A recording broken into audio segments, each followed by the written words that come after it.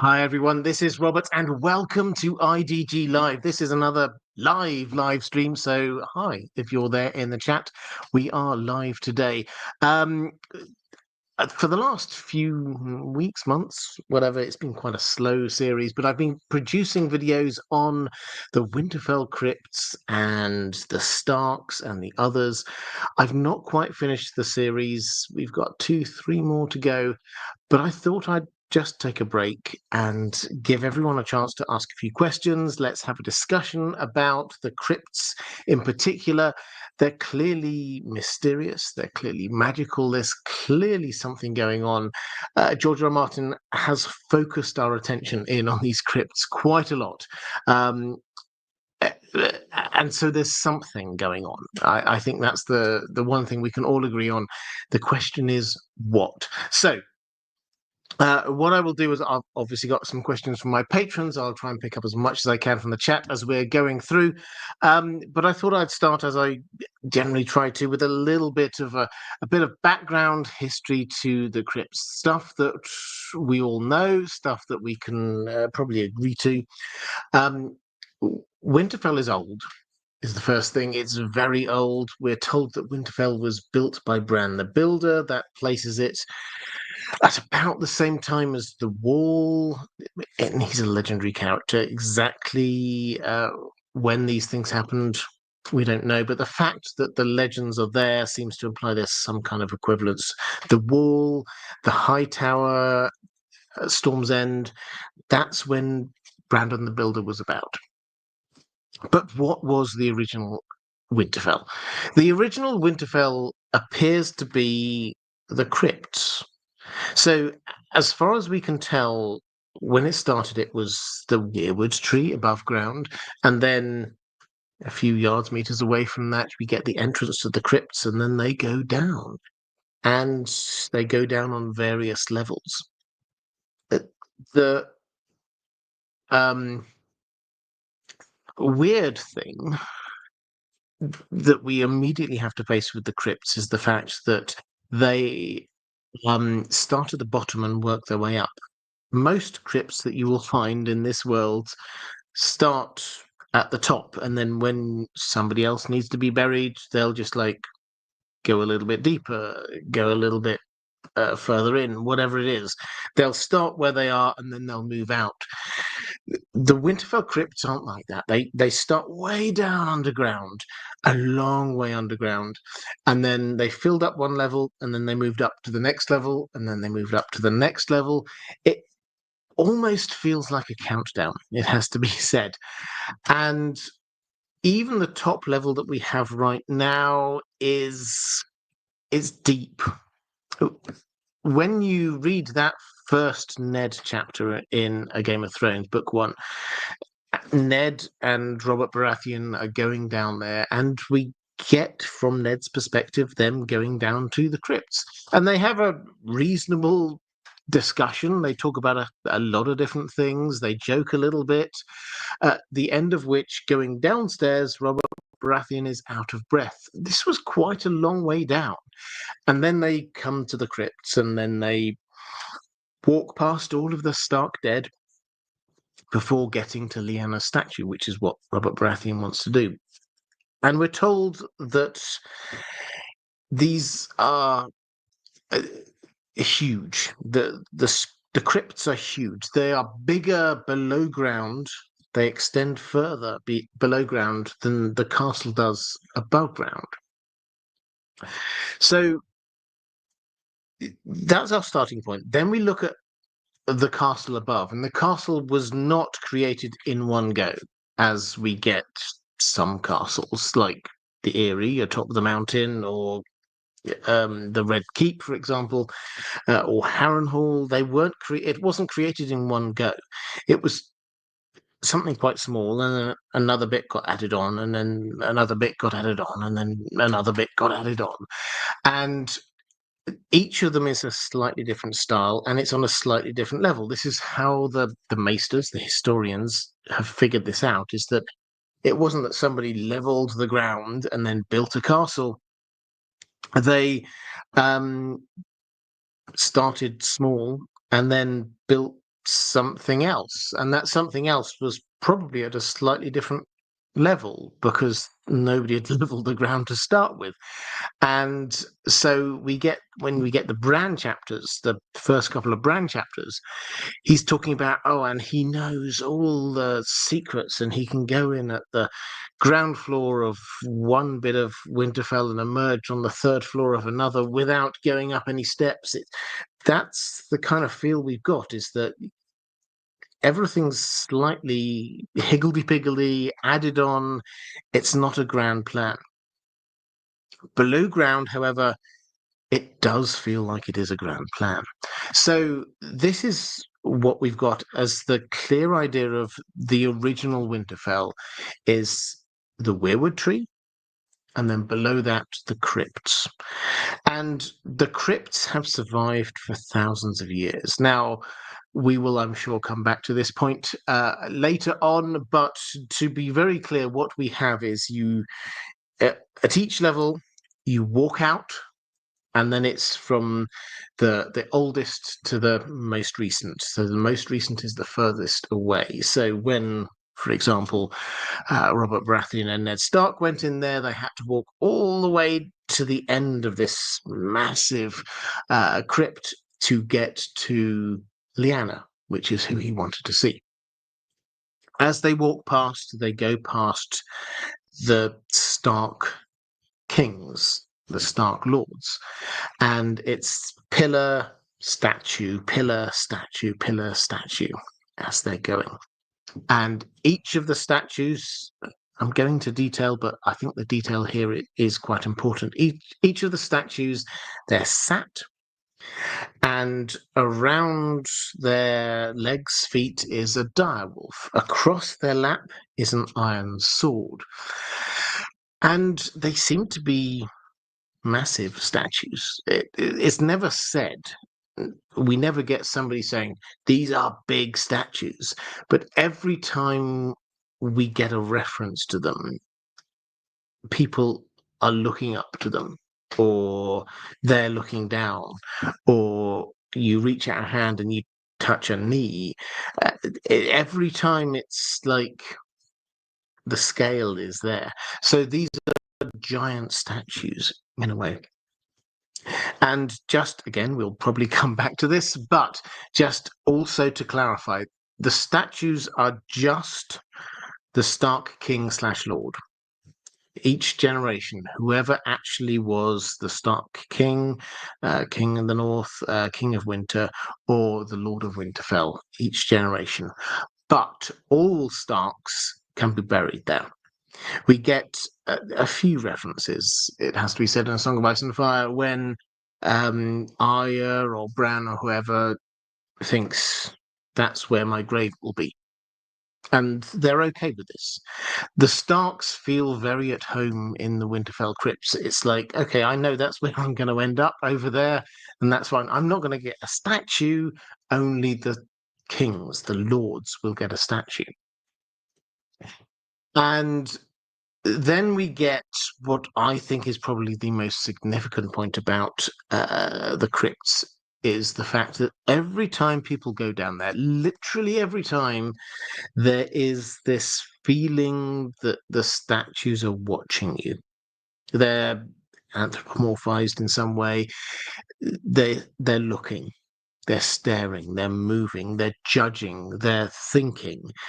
The Stark statues are there and they feel alive. And that's there right from the very beginning of this story, all the way through. I don't know how much more George R. R. Martin could have done to kind of like hint, these aren't just statues, there's something else going on there. And we're even told a few bits about Stark legend, Stark lore, that the reason why the swords are there across the lap is to keep in the restless Stark spirits, the restless spirits of the Stark kings who are there.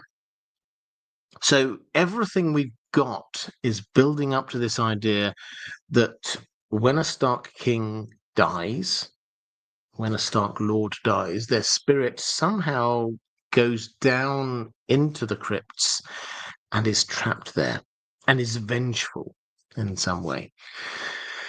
Now, the wonder of all of this is the fact that we've got two examples. We know of two Stark lords, kings, who died during the story. Now, one of them we don't know what happened because Robb Stark died when we didn't have any witnesses in Winterfell. We don't know what happened to Robb Stark's spirit, but we do know what happened with Ned Stark. And George R. R. Martin gave us an entire chapter based in Winterfell about what happens when Ned Stark dies. It's a fascinating chapter. I can't remember exactly which one it was. It's one of the Bran chapters in Game of Thrones. And the eyes we're seeing this through are Bran, and he has this dream that his father's down there in the Winterfell crypts. And we get Maester Luwin, who in book one is very much this figure of rationality, and the magic doesn't really exist. Maybe it did once, who knows, but not now. And Bran's there saying, but I saw him, he's there. And he says that, I tried to go down to the crypts and I got Hodor to carry me, but Hodor said, no, I'm not going to go down. And then Maester Luwin, he takes a lot of this and then he says, okay, let's do it. Let's just go down to the crypts. Come on, like, it's just, the rational friend. He says, let's just go there. We can see your father's not there. And they go down to the crypts. When they get down to the first level, then Bran's direwolf Summer doesn't want to go in. But they push on. And they find that Rickon's there. Rickon and Shaggy Dog. And Rickon, who is just a small child at this point, also swears that he had a dream that Ned Stark was there. His father was there. His spirit had come to the crypts. And Maester Luwin is like, no, this doesn't happen. He sorts it all out, goes back up with Bran to his study, and he's there giving him this long lecture about, and the children of the forest, maybe they once existed. They did once exist, but they've gone now, etc., etc. And then we get the Raven from King's Landing, and it's the news. Ned Stark did die. And that's the chapter. The clear implication is that Bran and Rickon sensed something. And the something that they sensed was their father, his spirit in some way returning to the Winterfell crypts. It almost as if he died and he was just sucked back there. We also get Hodor, who refused to go down. Now, Hodor is a special case in many, many ways, but he refused to go down to the crypts. And George R. R. Martin has been very clear. He was asked about this direct. Why was it that Hodor doesn't want to go down to the crypts? And he was very clear. It's not that he was scared of the crypts generally. It was just at that moment that Hodor was scared of the crypts. So there was something going on in that moment. And then we get Summer, the direwolf, who was scared.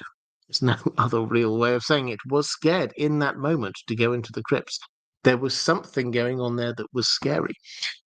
So my take is that this isn't just a chapter for no reason. This is George R. R. Martin telling us that actually, yes, there's something to these legends. When a Stark king, a Stark lord dies, their spirit comes back. And yeah, that's kind of scary. Now, we don't know all the ins and outs of how this magic works. I've got, as I say, another video that tries to unpack why it might be that these Starks, what is the magic, the original magic, the founding magic that binds these Stark kings, Stark lords to the Winterfell crypts. But we don't know the ins and outs of the exact magic. George R. R. Martin's magic system is a soft magic system. It has to be said. Tolkien's, for example, is a legendarily soft magic system. Brandon Sanderson likes a hard magic system. A hard magic system, you can do all the maths. You can work out what do you need to do, A, B, and C, in order to create D. With a soft magic system like George R. R. Martin, you can't do that. We don't know all of the ins and outs of why this is, how this works. We know the spirits go back there. What binds them? Is it the sword? That's what the legend says. Is it the statue? Do they need a statue in order to be bound there? What about the bones? The bones have to be buried there? This is important. Again, we've got a question about this in a moment. But Ned Stark's bones haven't reached the crypts, so the fact his bones aren't there is quite important. Is it the statue and the bones? Does that mean that Lyanna Stark is there, bound there in some way? Because her statue's there, her bones are there. We know they got brought back. Does that mean she's there, or is it only the Stark kings and lords? We don't have chapter and verse on all of this, so we have to speculate a little bit. But we do know that for hundreds, thousands of years, the Stark lords and kings have had statues made, and their spirits have gone there, and they've been bound to the Winterfell crypts in some way. And my theorizing, we can get onto it in more detail later if you want to. My theorizing is that is bound up with the Horn of Winter and raising giants from the earth, because these are giant statues, and we know that one of the things that the Horn of Winter did allegedly is raise giants from the earth, and so blowing the Horn of Winter perhaps will raise these statues from the earth. Okay, let's have a look in the chat. We've got a few super chats. Thank you very much. Commander Ray saying, what's the difference between a Stark Lord and his crypt statue? The statue can smile.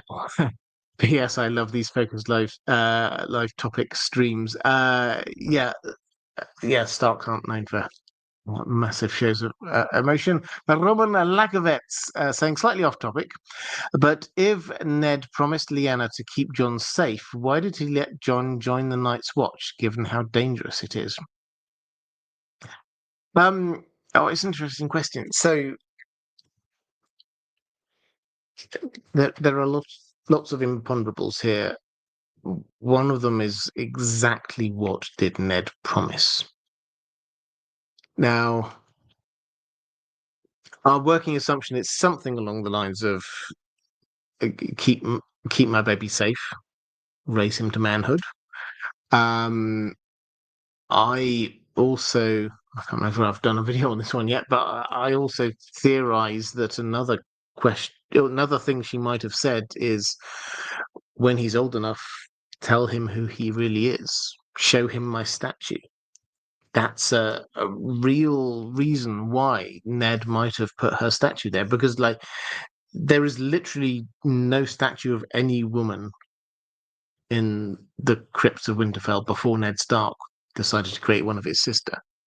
And yes, there is an example of a not Stark Lord having a statue there, but having a random brother and sister in there as statues is, everyone knows that's quite weird. Just saying because Ned loved them so much, is that enough?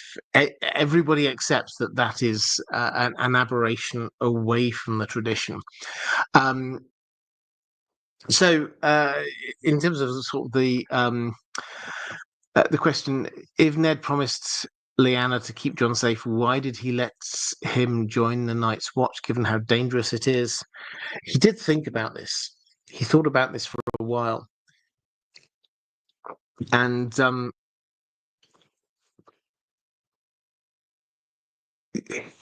if we buy into all of this idea, the mainstream idea, so Jon is Rhaegar's child. the reason why Ned decided to pretend that Jon was his own son was to protect Jon, because if everyone thought that Jon was his bastard son, then they wouldn't think that he was a Targaryen, and Robert Baratheon had a history of killing every Targaryen that he could get his hands on. The only Targaryens who escaped his grasp were the couple of Targaryens who left Westeros.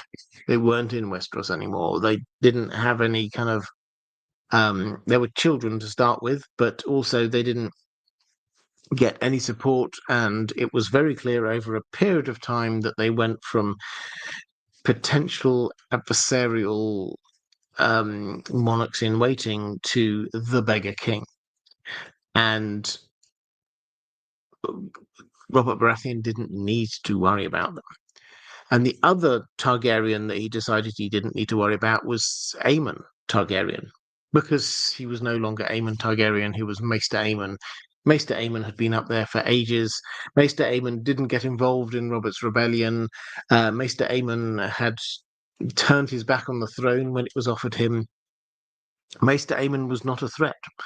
And so if Ned, who is now thinking that he's got to head south, he's got to get to King's Landing, he can't see any way out of that. He's got to go there. He can no longer stay in Winterfell and protect Jon personally. Where else can he put him? Well, he doesn't want to take him down to King's Landing. Jon is now almost grown up. He doesn't want to leave him just in Winterfell. I mean, Ned's many things. He's not stupid. He knows that Cat, his wife, hates Jon. And Jon wanted to go and join the Night's Watch. So the Night's Watch is actually probably a sensible place for him to go. Ned's brother's there. Benjen can keep an eye on him. Benjen knows everything, basically, as far as we can tell. He knows about all of this. So Ned could leave him in Benjen's hands. And when Jon had gone and joined the Night's Watch, then he was also protected by his vows. Because if he joined the Night's Watch, he would have to vow to give up any claim he had to the thrones and to lordships. That's probably as safe a place as you could find for Jon Snow. So that's why he sent him up there. This was before we get all of the news of the others and really bad stuff coming down. There's no reason for Ned to think that there was a bigger danger at the wall than there was at Winterfell. Michael Trainer, do all Kings of Winter have corresponding direwolf statues? I'm assuming they're not real direwolves. Do we know of any Kings of Winter? Do we know if any Kings of Winter actually had direwolf pets? So this is a really interesting thing, because it's clear that before we get Ned Stark's children with their direwolves had not been seen south of the wall for a very long time. I can't remember exactly how long. Someone says direwolves haven't been south of the wall for however many years, but a very long time. And the clear implication is Ned Stark didn't have a pet direwolf. His father didn't have a pet direwolf. Probably for generations preceding that, they didn't have pet direwolves. Now, the connection between the Stark and the direwolf is clearly historic. It's clearly there. That's their sigil. So the implication is that probably in the past there was something going on there, given the fact that the Stark children have got that skin-changing talent. It seems to imply it probably came from the Stark line. So probably previous Starks somewhere had that, but we're not told. We're not told about that at all. So did some of them have them? Yes. Did any of them in the last few decades have them? No. Um, but all Stark kings, we're told, we haven't got a description of every single statue, but we're told that all of the kings of winter had a direwolf around their legs. So that's the position we're in, and we should probably just take a moment. We don't say this enough, but George R. R. Martin's only written so much. He's not written detailed descriptions of every single tiny detail in his world. What we have in the crypts is a lot compared to a lot of other places, but we don't have a complete description of every single statue. And in fact, in the crypts, we've only ever been on the topmost level. We've not been on lower levels at all. So, um, do they all have wolves? As far as we know, but we don't know what happens on the lower levels. And Michael Trainer, thank you very much. Also saying, how much would Ned likely know about the northern magic slash prophetical meaning behind there must always be a Stark in Winterfell? Could it be passed on like the Prince that was promised prophecy from lord to lord? So, yeah, I don't know because George R. R. Martin doesn't tell us. And also, although we have Ned POVs, we don't have Robb Stark POVs. George R. R. Martin has said he wished he'd done Robb Stark POVs. I wish he'd done Robb Stark POVs because there's a lot that we don't know. So we don't know what Ned passed on to the person he thought was his heir. Um, but what did he know about all of these kind of like sayings attached to the Starks? There must always be a Stark in Winterfell. We never get the impression, I think, when it's said during the books that this is more than just a tradition. I don't think I can remember at any point when it's said and everyone says, because of the magical prophecy. It's never explicit like that. It's just there must always be a Stark in Winterfell, and we have to accept the fact that there is a kind of political reality to this. There's just a very basic, yeah, this is good for the Starks, and they're probably happy for this saying to keep on going generation to generation.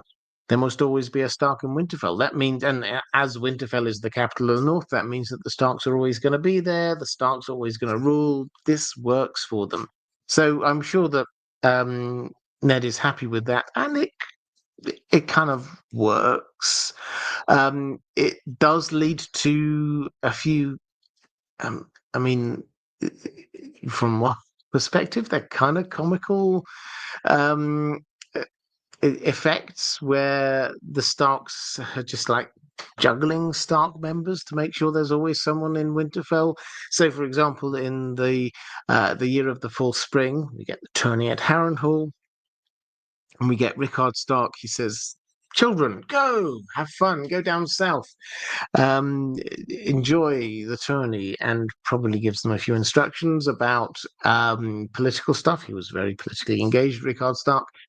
Um, but also, we've got a marriage that's going to be happening between Brandon, his son, and Catelyn Tully. But Rickard Stark can't leave Winterfell yet. He has to wait. He has to wait for his youngest son, Benjen, to make his way all the way up north. And once Benjen's arrived, then, and only then, can Rickard head south for the wedding. And so he's heading down knowing there's still a Stark in Winterfell. And then, obviously, all that happens, and we're left with this situation where we've got war, and Benjen has to stay in Winterfell. Benjen can't do anything. He's just got to stay there because suddenly, who are the Starks? It's him and his brother. And Ned's going out waging war, which means that Benjen has to stay in Winterfell and he can't do a thing. He's there for 18 months, a year, until finally Ned comes back north and he's there and he's got his bastard son, and then Catelyn comes up and she's got Robb Stark, the new heir. Only then can Benjen head off to the wall. So it's like let's juggle Starks. We have to have one in Winterfell at all times, which means that they can't all go where we might want them to be. So, what did Ned know about that? I don't think he knew any magical reasons for that. I don't think he knew any particular prophetic reasons for that, but I'm sure he knew about the political reasons behind that. Okay, let's go to I'll just have a quick look at the chat. Greek Weirwood saying someone's better at maths than Sansa. I've no idea how the chat got to who's better at maths out of the Starks. Right, let's go to a question from have I not got a? This is my first time. Questions from patrons. Let's go straight ahead with Late Escapist. Hi, Robert. I know you believe Jon will be placed in the ice cells when he's been killed in his dead body. I know you'll believe that he will be placed in the ice cells and later thrown on a pyre before his resurrection. But what do you think of the possibility of him being interred in the Winterfell crypts instead? People at the wall who respect Jon might think it appropriate to send him back to Winterfell to rest beside his ancestors. He was raised a Stark, even if he isn't trueborn.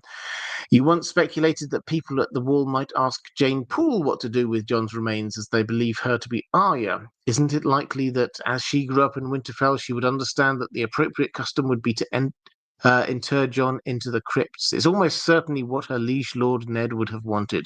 Maybe Jon's dreams about the old Starks, telling him he doesn't belong in the crypts, are a prophecy from the old Starks saying that Jon doesn't belong in the crypts because he will not stay there after he's dead, but will rise from the dead and leave the crypts.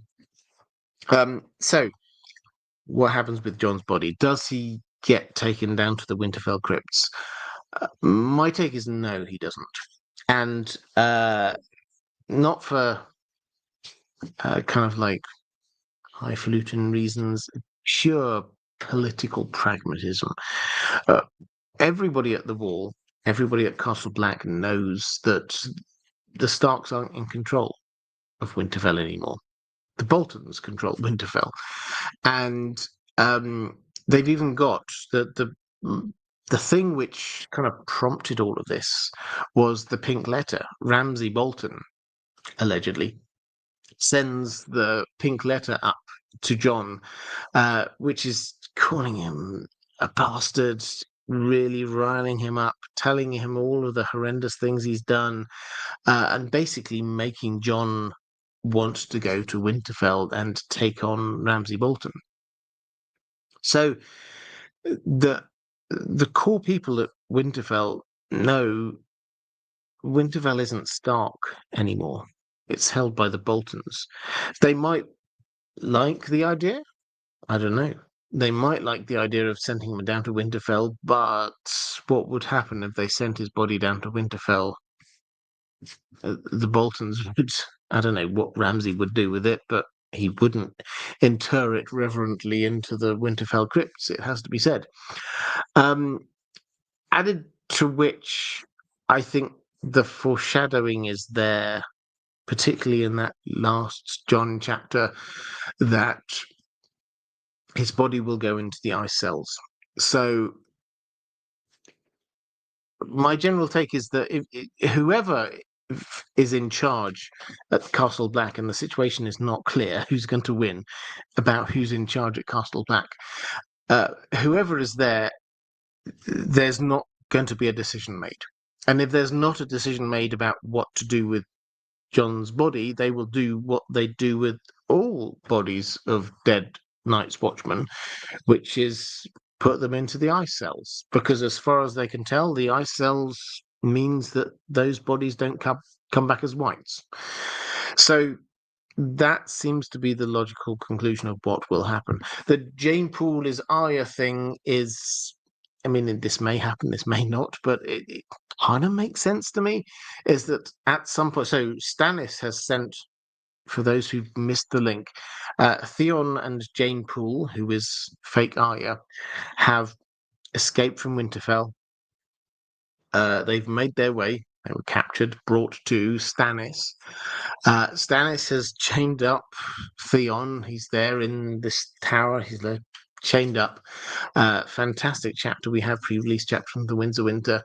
And Stannis says, okay, we'll send Arya, because he thinks it's Arya, because Theon was really strong with Jane Poole. Just keep telling people you're Arya. That's how you're going to stay alive. If they think you're Jane Poole, they'll think you're nothing. They might kill you. If you tell them you're Arya, suddenly you're important as a political person.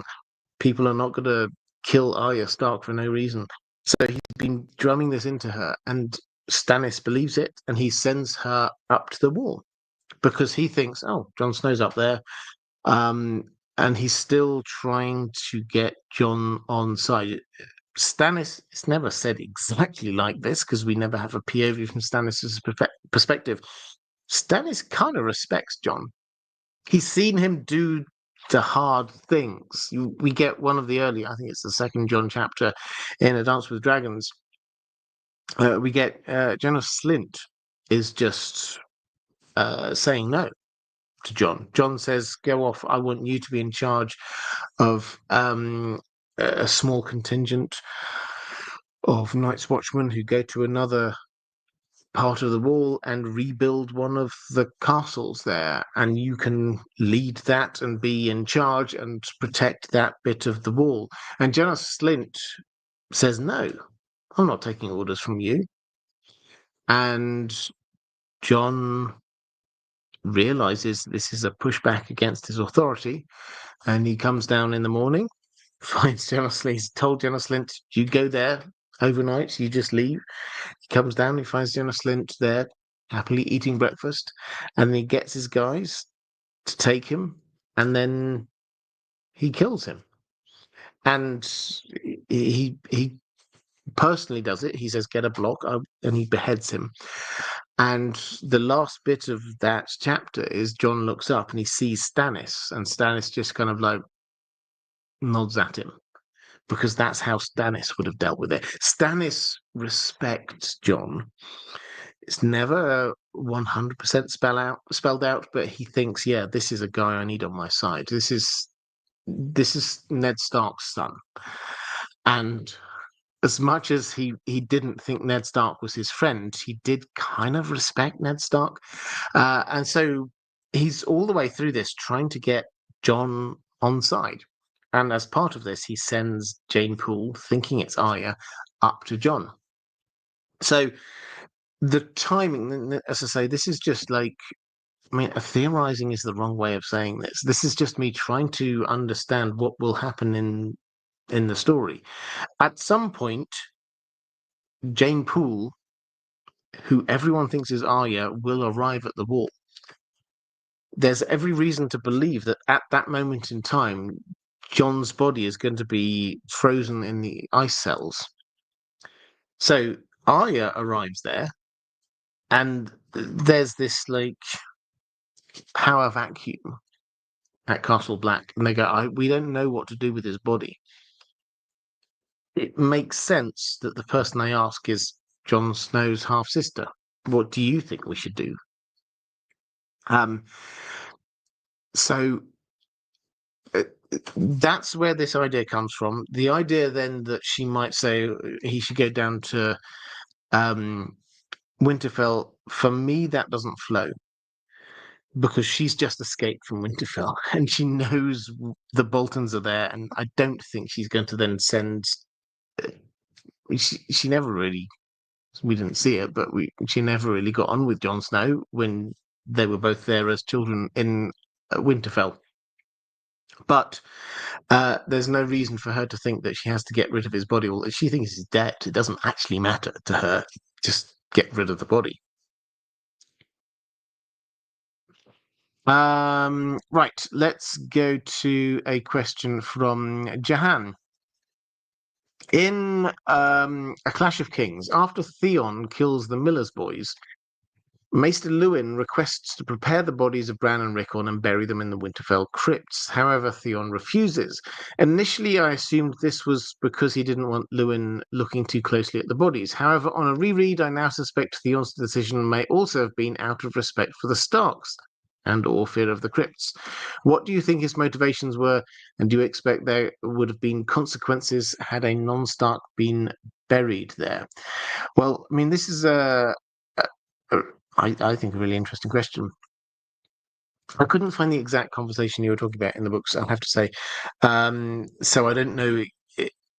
I can't quite unpick the conversation, but um, Maester Lewin through this is he's trying to advise Theon, as far as we can tell, in as kind of objective a way as he can. Because if you take a step back and see what has Theon done, he has captured Winterfell. And in doing that and in kind of exerting his authority, he has, Lewin thinks, killed the two Stark boys. And suddenly the Stark force, who the main defenders of Winterfell, they had left Winterfell and then they come back and they're now outside Winterfell. And Theon has taken Winterfell with just 20 men, which isn't enough to defend it. It is in the short term because Winterfell's got massive walls, and so the Stark force outside those walls can't get in straight away. But give them time; they definitely can. So Lewin is trying to advise Theon on what to do, and so his, as far as we can tell, his kind of thinking is, Theon, you need to accept the fact that you've mucked up here, and you need to stop taunting the Starks with the body of their dead heirs, and you need to take the black and just accept the fact that the Starks will retake here.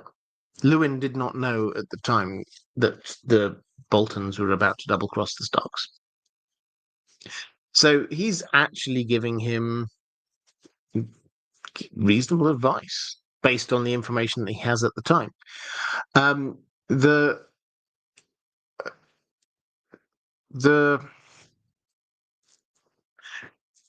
deeper question about what would have happened if you had interred the boys who were not Starks into this the Winterfell crypts. As I say, this is an interesting one because we don't know all. George R. R. Martin hasn't told us all of the details about how this works. Now, it's noticeable to me anyway that when we do go into the crypts and we get all of these people who say, "Oh, I can feel the statues looking at me. I can feel the spirits of the Stark kings staring at me." Ned Stark, for one, Theon does. Jon Snow in his dreams does. Bran does to a certain extent as well. All of these people, they're just thinking about the Stark kings. They're just thinking about the statues, which seems to imply that it's not the just general graves of rando Starks.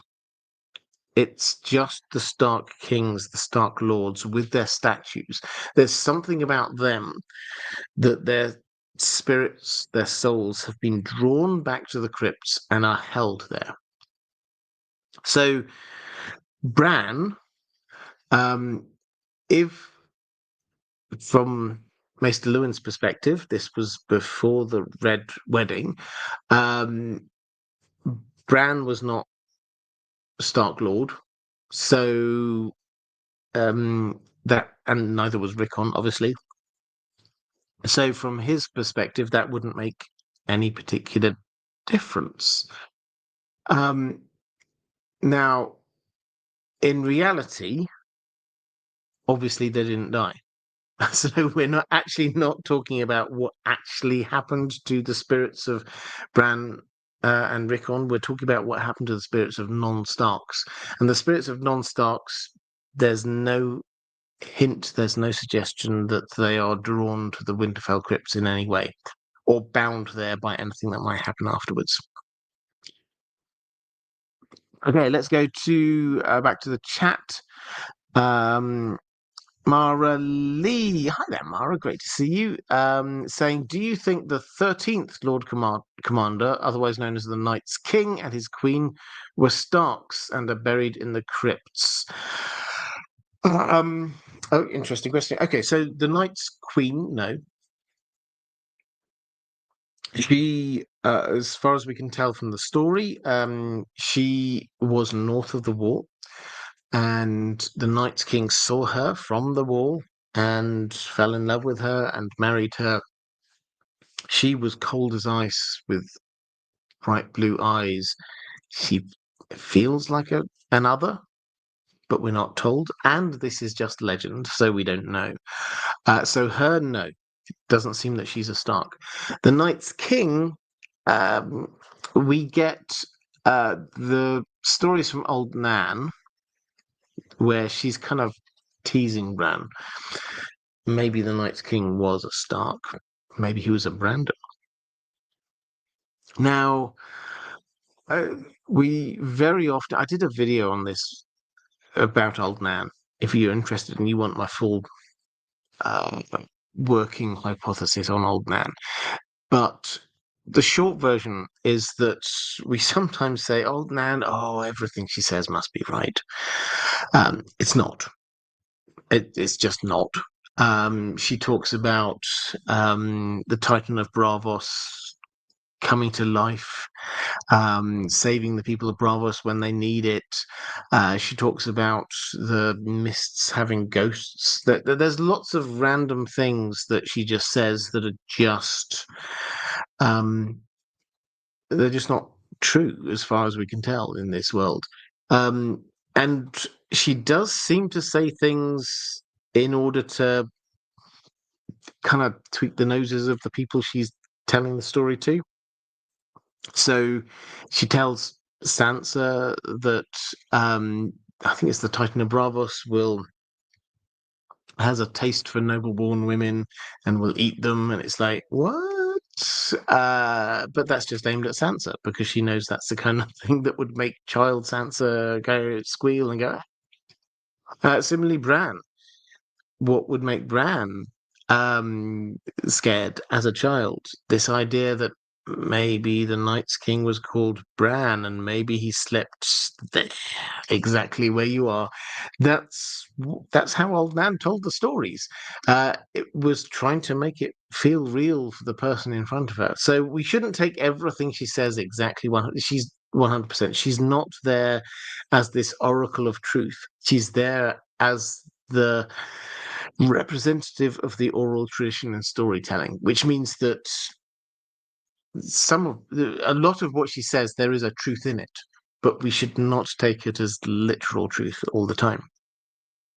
But with the Night's King, what we're told in the legend, George R. Martin has many times cautioned us about taking legends too literally, but the legend goes that after he gets defeated and it was discovered who he was, then Brandon Stark, Brandon the Breaker, as he became known, he expunged every record of his name. And perhaps if he was a Stark, if he discovered it after he'd been buried there in Winterfell, perhaps that meant that we'll come back to this. Perhaps that meant that that bit of the Winterfell crypts was just blocked off. So, might they be buried? The Night's Queen, I see absolutely no reason why the Night's Queen would be buried in Winterfell crypts. it just sounds good because there is a bit of Winterfell crypts. We didn't talk about this earlier, but there is a bit that apparently is blocked off, which leads to speculations about who might be blocked off there. But would the Starks in their very special Stark place that is only for the Starks, would they bury somebody who feels like they're an other and very evil in their special place? I don't personally think so. Might they bury a Stark Lord Commander of the Night's Watch who went bad?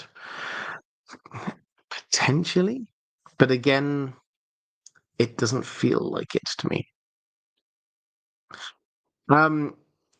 Morally, also, hi there, Mara. I don't know if they're still there, but I hugely appreciate your support. Thank you so much for everything you do for this channel and for me. I hugely appreciate it. Question is, what do you think will happen to Ned's bones, as well as Lady Stoneheart? Do you see them eventually being buried in the crypts of Winterfell? So let's talk a bit. I have got a question about Ned's bones. So I'll try and tie this into that when I get to it. Ned's bones are missing. I did do a video. If you're interested and you want the deep dive into it, go and have a look at the video. They obviously started in King's Landing, and then he was beheaded. And then the question is, what happens? And Tyrion at the time was acting hand of the king, and he decided that the sensible thing would be to let the Starks have Ned Stark's bones back, because everybody knows that the Starks care. I mean, obviously, every family cares about the body of their sort of family members, but the Starks in particular, this was a massive thing for them. You bury the bones in Winterfell crypts, and Tyrion knew that. And he thought, okay, we're in negotiations here with the Starks to try and end the war. He didn't seem to think that he would necessarily be able to end the war through any kind of concessions or anything like that. But he thought one thing he could do was, as a gesture of goodwill, give back Ned Stark's bones. He still had Sansa. They still had stuff they could negotiate with. They were still winning, as it were, the war. This was just a gesture. Let's show we're not just evil people. And so he sent them back then. They ended up at River Run, and we get a chapter where we get a cat there who can look at the bones, and she's like thinking sad thoughts about Ned Stark, and she orders them sent back up north. Now, she obviously knows that's where Ned's bones should go. They should go up to Winterfell Crypt. And she sends some Silent Sisters, and she sends an honor guard, Hallis Mollin, and they're heading up north. Now, where do they get to? As she sends them up, this is before they go to the Red Wedding. As far as they're concerned, the only real danger is the Ironborn, but this is before Winterfell falls, and so she doesn't know that's going to happen, so she sends them up north happily. Then, a bit later, she reflects on the fact that she sent them probably at just about the wrong time. Winterfell fell, obviously, but also Moat Cailin fell to the Ironborn. Moat Cailin being the gateway to the north. This is if you're heading up overground to the north, you go through the neck, you pass by Moat Cailin. And she does think to herself, didn't Ned's bones get through? She thinks probably, but she's not 100% sure. So the clear implication is that they may have done. It's not entirely clear. We think probably no. because we know on the other side, Barbary Dustin is looking out for those bones. Barbary Dustin has her own agenda going on, but she's been keeping an eye out for Ned Stark's bones, and it's very clear from what she says that they have not emerged the other side of the neck. They haven't come through on the King's Road North. So, are they stuck in Moat Cailin? Well, we have POV stuff there, and we don't have any indication that they made it there. So maybe they didn't get that far. Maybe they got far enough and then realized, oh, hang on a moment, Moat Cailin's fallen. Let's turn around and go some other way. That's possible.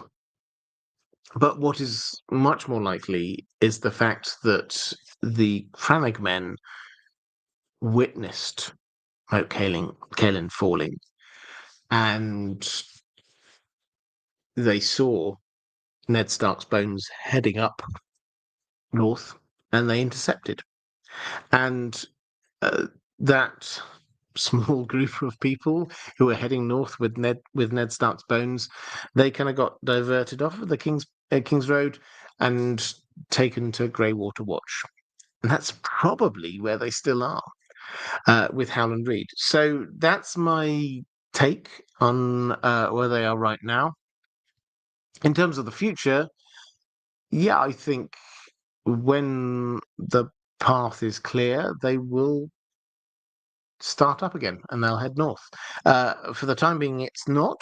The Boltons are now in charge of Winterfell, so you wouldn't send Ned's bones there now. And there's winter around Winterfell. You wouldn't send Ned bones there now. So, yeah, they will get there. I'm pretty sure about that, but not yet.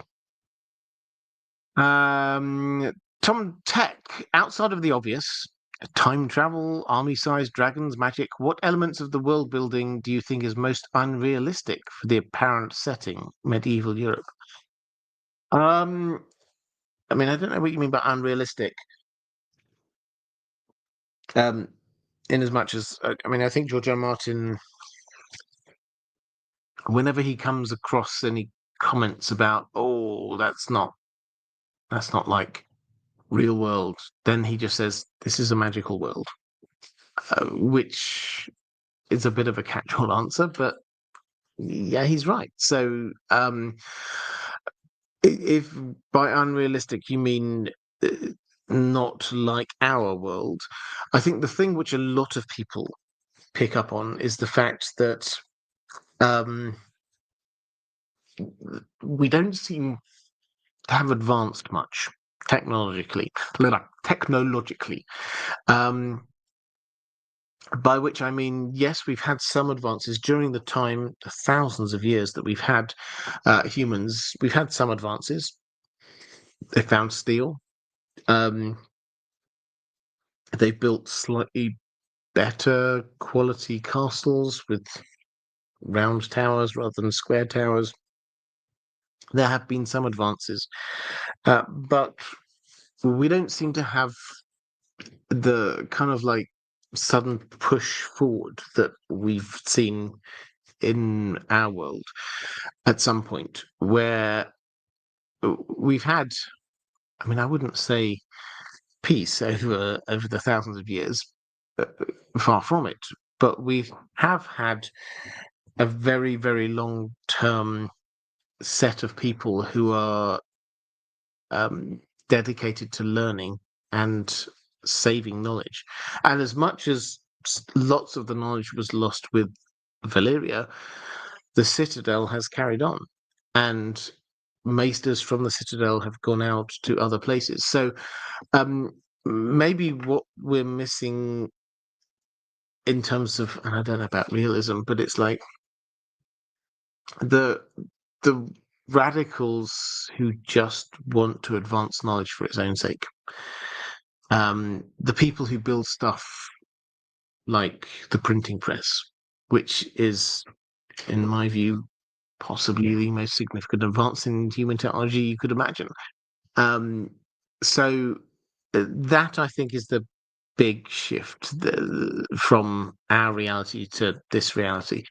And I don't think George R. R. Martin is unaware of it, and I think George R. R. Martin has his reasons for it, but I think that is something that is increasingly glaring.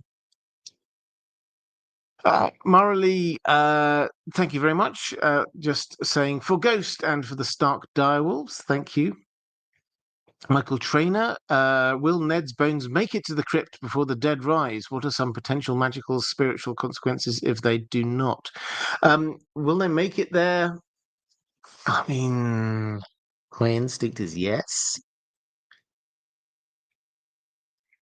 Which I think adds an extra layer, because it's like whatever exact triggers we're talking about, whatever exact mechanism for the magic we're talking about, clearly, if your statue's there, if your spirit is there, if your bones are there, then you're bound there.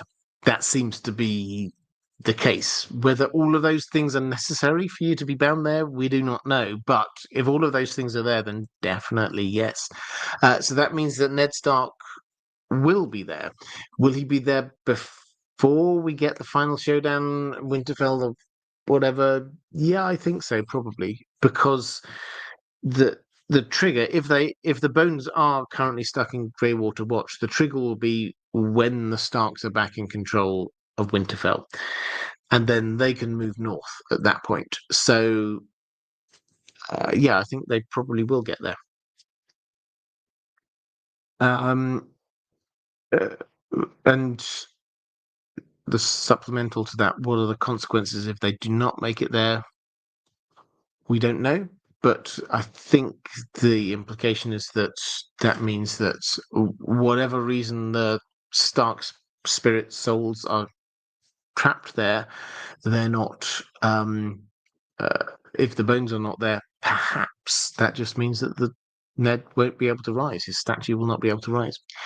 Marcus Wynn, the Winds of Winter is in the collapsed part of the Crypts of Winter, and that's why we don't have the books yet. Yeah, thank you. I think, yeah, we'll get the books. We'll get the books. Stay faithful. Gilio saying, could the statues come to life and prevent the others and whites from coming into Winterfell via the Weirwood root tunnels connected to Bloodraven's cave? Okay, so we're told, and when Bran and co get up to Bloodraven's cave, we're told that there is this massive cave system, but also there's a river which flows off. This is all underground. There's a river which flows off fast and elsewhere. There are cave systems which head off who knows where. We know under the wall. Legend has it under the wall there are cave systems that will allow people to head through. And when you get to Winterfell, and you get to the wall, Bran, again, this is one of these early chapters when we get Winterfell kind of described in this way that makes it feel almost alive. Bran talks about how he ran the circumference of Winterfell through what he calls a tunnel, but it's like a circular tunnel. It's almost as if it's like the roots of Winterfell. And this is the feel that we get, is that the roots of Winterfell are kind of through the walls, are kind of enveloping it. And they're hollow. You can go through them. And so that's the kind of idea, is that the Weirwood network extends right across Westeros through these tunnel systems, through the root systems. And therefore, this is how, first of all, perhaps Bran and Meera can survive and escape from Bloodraven's cave. But then what if the others, the whites, follow? Maybe this is a way that they could get through the wall, under the wall, and end up at Winterfell. In which case, then that's where the statues are. Yeah, I mean, it's a reasonable idea. Personally, I don't, and this is just gut instinct. I wish I had looked more kind of looking for this. I don't think George R. R. Martin, as a writer, having set up this idea of this wall, which is there, has been thousands of years protecting the lands of men against the others, 700 feet high, massive, astonishing. I can't see how he could resist writing it falling. Um, I don't. I mean, falling maybe. I don't know, coming down in some way. The idea that the near climactic moment is, oh, the others, they found a loophole. They found a way around or under or over the wall. They found a way past that magic wall. That doesn't quite work for me. The way they're presented is this unstoppable force that just like goes straight forward. There's not a lot we can do about this. To have them there just going, oh, we found a way under. Um, that doesn't quite work for me, I have to say. I mean, maybe if we're trying to be realistic, that might be a way that they would try and do it. But in terms of making a good story, I suspect George R. Martin has other plans. Roman Lakovets, could there be a connection between Winterfell and the Wall? Maybe as long as there is a Stark at Winterfell, there is no need for the Wall at all. I mean, I think there's a connection in as much as they're both parts of the defensive structures against the others. I don't think it's a matter of there is no need for the wall. What it feels to me is that the wall is the big first defense against the others. And it's not just a physical barrier, there's a magical barrier going on. But if you get past that, then what's protecting humanity? Well, let's make Winterfell the hub. That's the kind of feel that I've got there. It's not like we'll do one or the other. Let's have both. Maura Lee, on the show, Sansa ended up as Lady of Winterfell. Do you think this will happen in the books as well? Probably. Now, I mean, I always try and resist this idea that someone's arc is taking them definitely to such and such a place, because I don't think any of the arcs that we've got are just simple, put like that. They're like, oh, no, down and then up again. And it's not an arc so much as like a kind of wiggly line taking you from one place to another.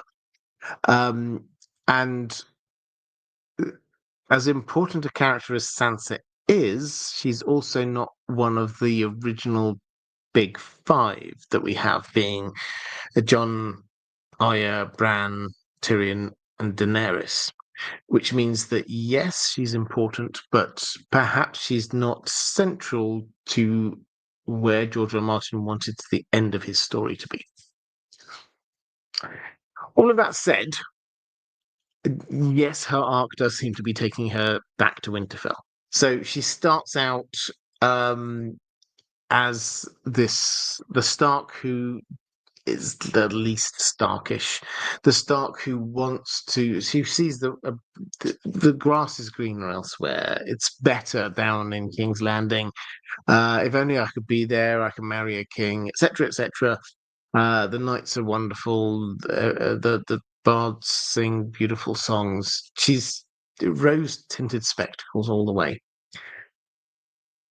Her story after that is that she sees the world for as it really is.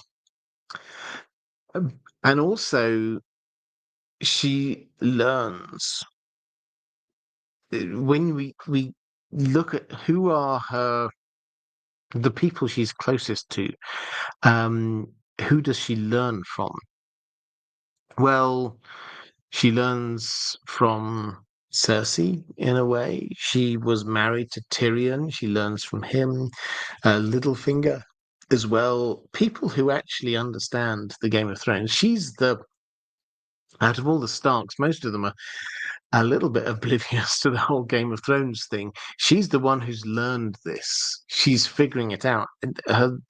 when we get just in the last book, we get her um, learning direct from Littlefinger, and we see every chapter she gets a little bit better at this game. Whether we think that's a good thing or not, by the by, she gets better at the game. She gets better at manipulating people. But also, we see her slowly realize the untruth of everything she thought before.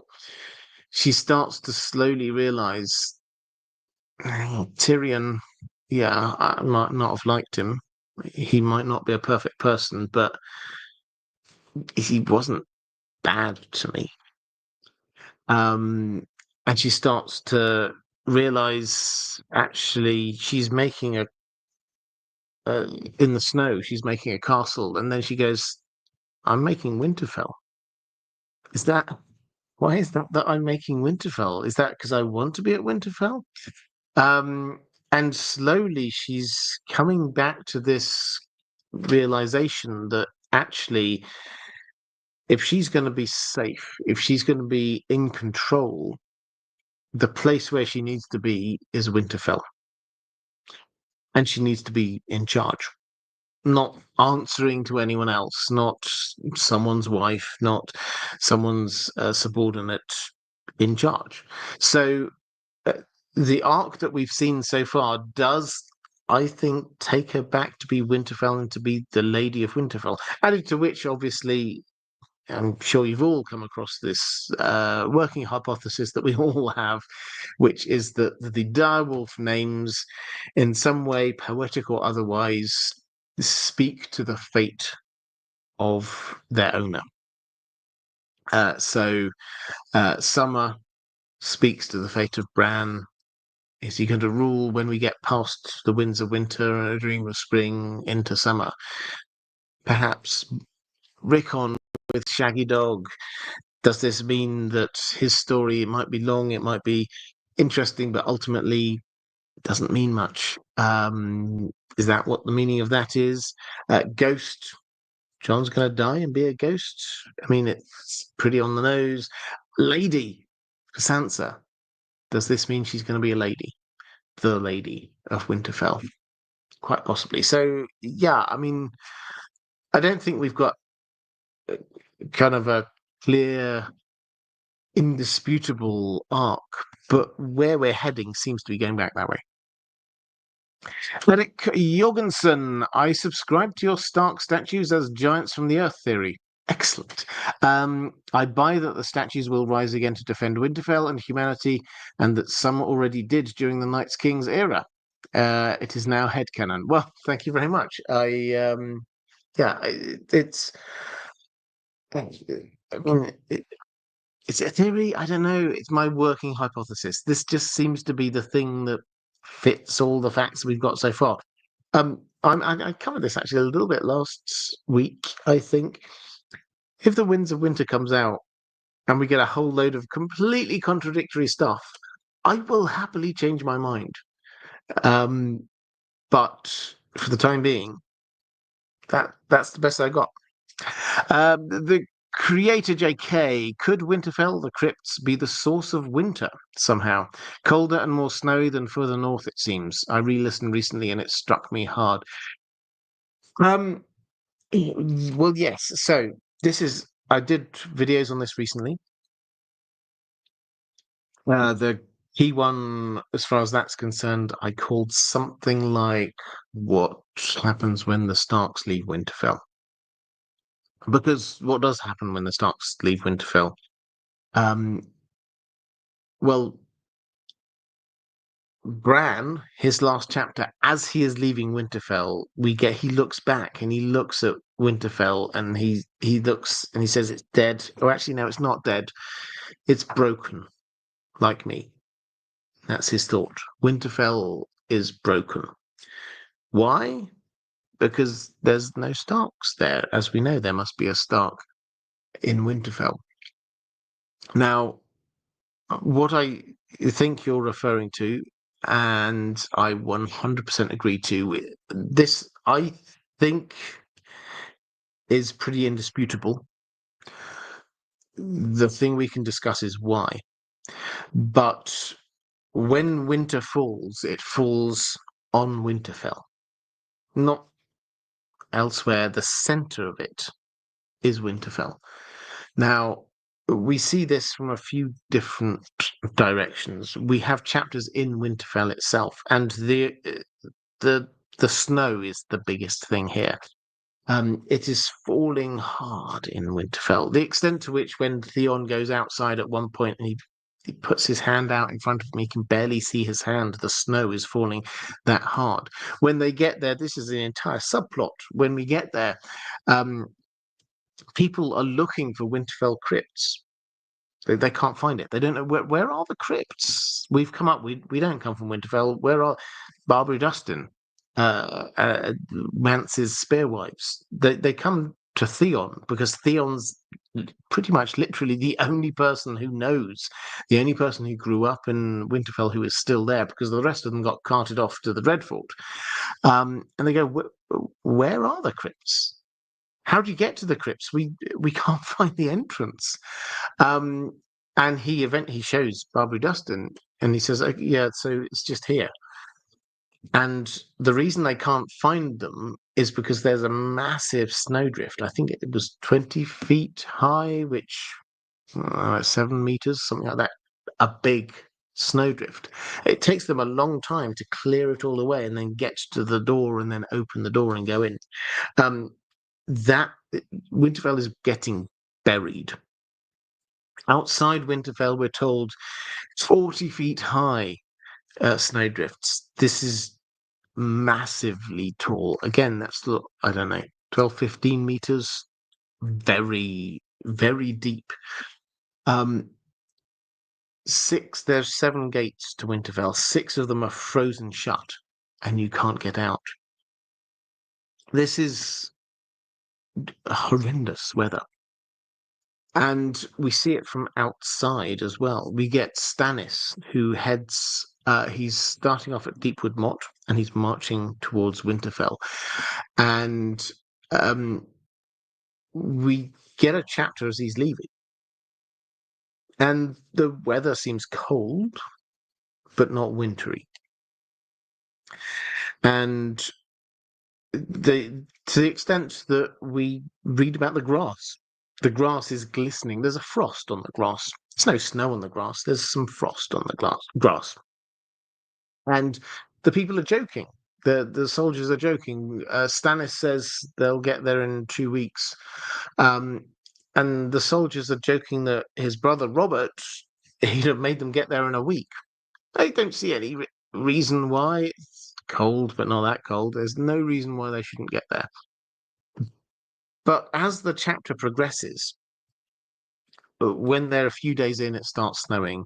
A few more days in after that, it's snowing really bad, and we find that the speed has slowed down, and even it's got to the point where they're just leaving some wagons behind in the snow. And another week, they can barely progress at all. The snow is so deep. People are dying. Every day, people are dying from the cold. It's that bad. On their last day, they can go barely a mile, not even a couple of kilometers. They can't progress any further. So they stop at the Crofters village. And that's why, when we're talking about where Stannis is, at this Crofters village, a little bit out of Winterfell, he couldn't go any further. The weather stopped him and his army from going any further. Even when he's there, camped, doing the best that they possibly can to stay warm, people are dying every day. Horses, most of their horses, they're just dying, and they're having to kill them and eat them. So this is horrendous weather that is getting worse the closer they get to Winterfell. Now, normally you'd expect the winter to get colder from the north. The further north you are, the colder it gets. But Deepwood Motte is to the northwest of Winterfell, and as they were heading southeast, winter got worse. We get a chapter from about the same time up in Castle Black, And it's clear that it's snowing and it's bad. But we hear about the biggest snowdrift there was just over a man's height. So 7 feet, maybe a couple of meters, that kind of thing. Um, Nowhere near as bad as it was in Winterfell. So is winter falling in Winterfell? Yes. I think that for me that part seems pretty clear. The question is why? And I've attributed it to there isn't a Stark in Winterfell because um, the weather in Winterfell's got so bad. When Theon is escaping and he's there with Jane Poole at the top of the wall and they're about to jump, he looks back and there's so much snow on Winterfell. He says he can't even see it. And the feeling is that something has broken with Winterfell and the weather is just burying it, stopping anyone getting at it. Because Winterfell's important in some way. There are two areas. I'm going off on quite a digression here. There are two areas within Winterfell where this does not seem to be the case. One of them is the Godswood around the weirwood tree. They do the wedding of Ramsay and Fake Arya there, and they're not walking through snow. In fact, there's these kind of like mists on the ground. This feels quite otherworldly. The way it's described is almost like the underworld, but it's not. It's almost warm there. The snows are outside, and the other place is the crypts themselves. And when Theon goes down there with uh,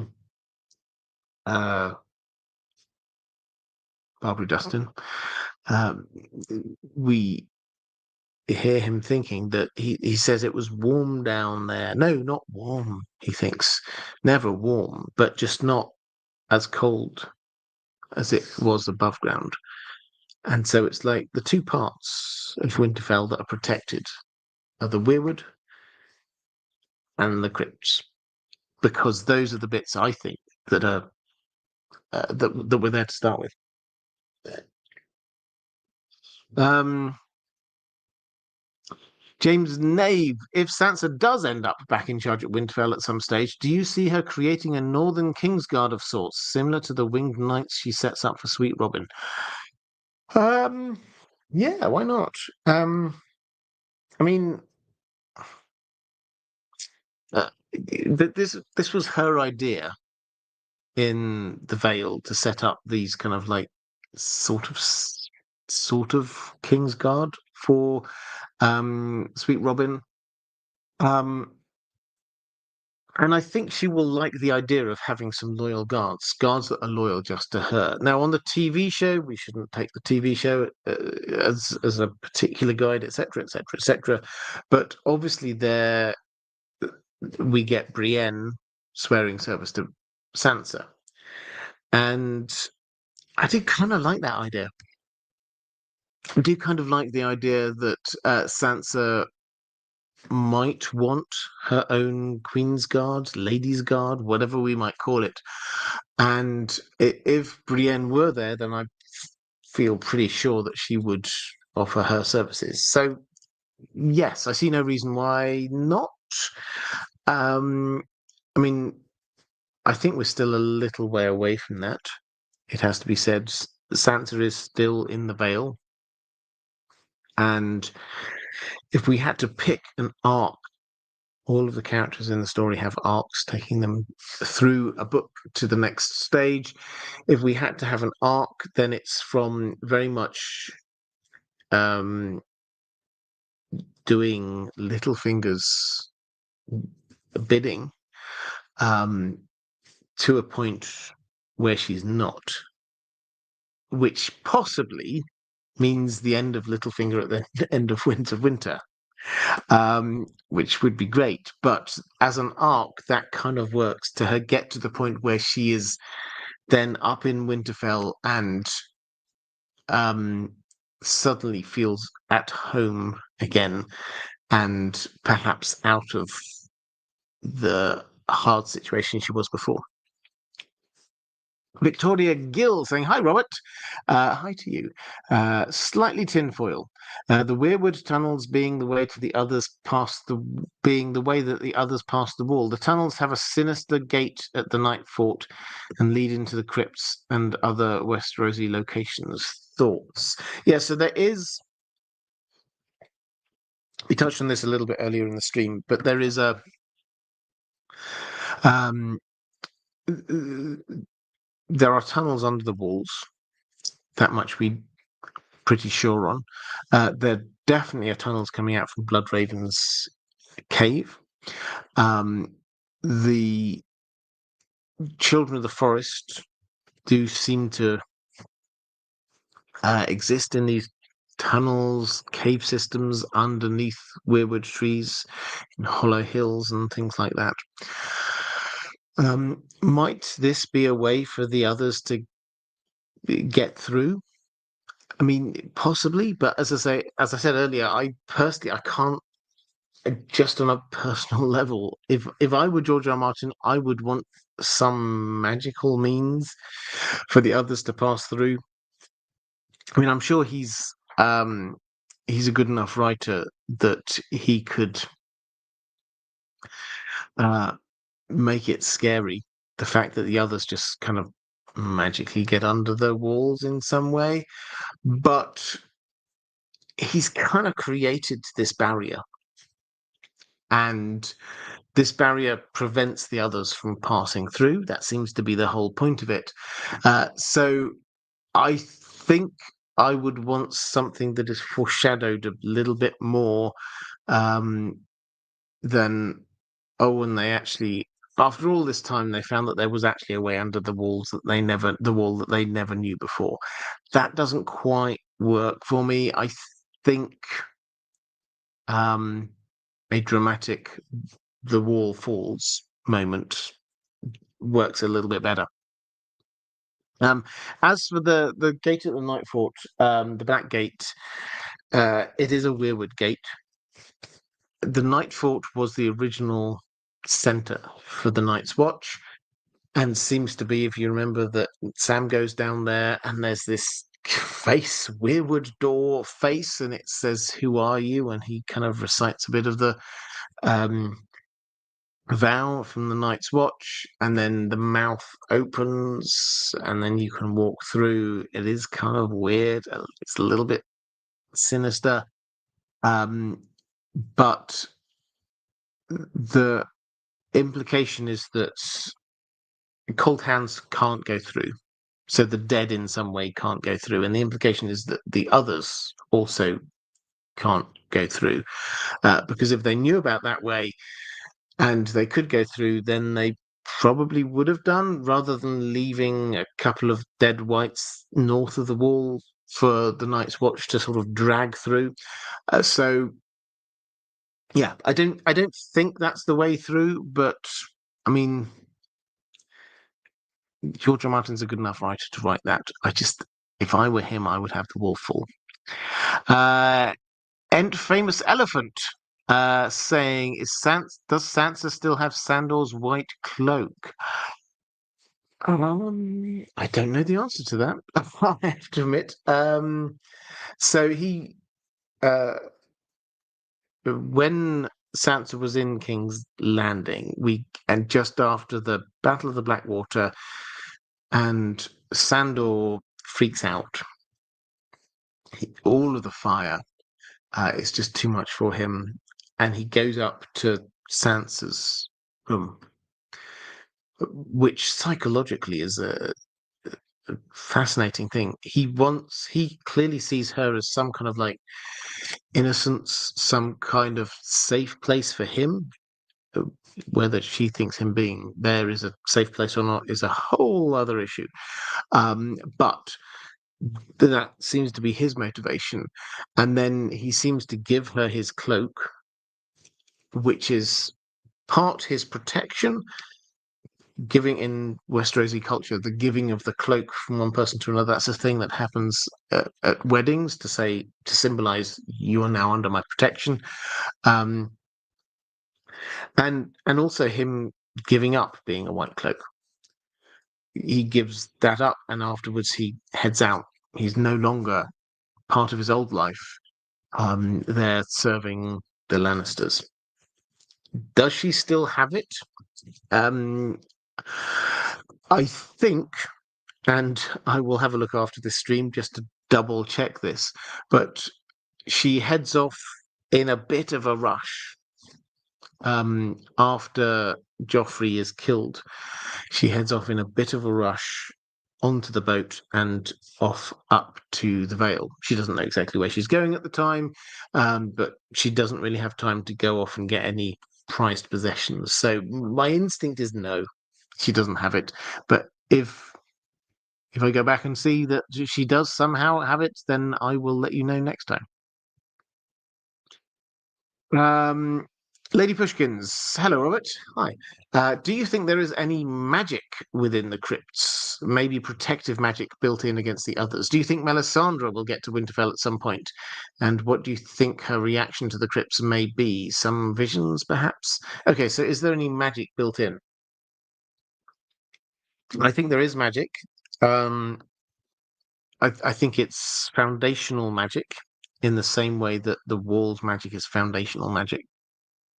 The wall, um, yes, it's a physical barrier, but when it started, the physical barrier was just normal wall height. As far as we can tell, it probably was quite a high wall, but not like a crazy high wall. And then that just got added to and added to and added to. The real barrier was a magical barrier, and that was there from the start.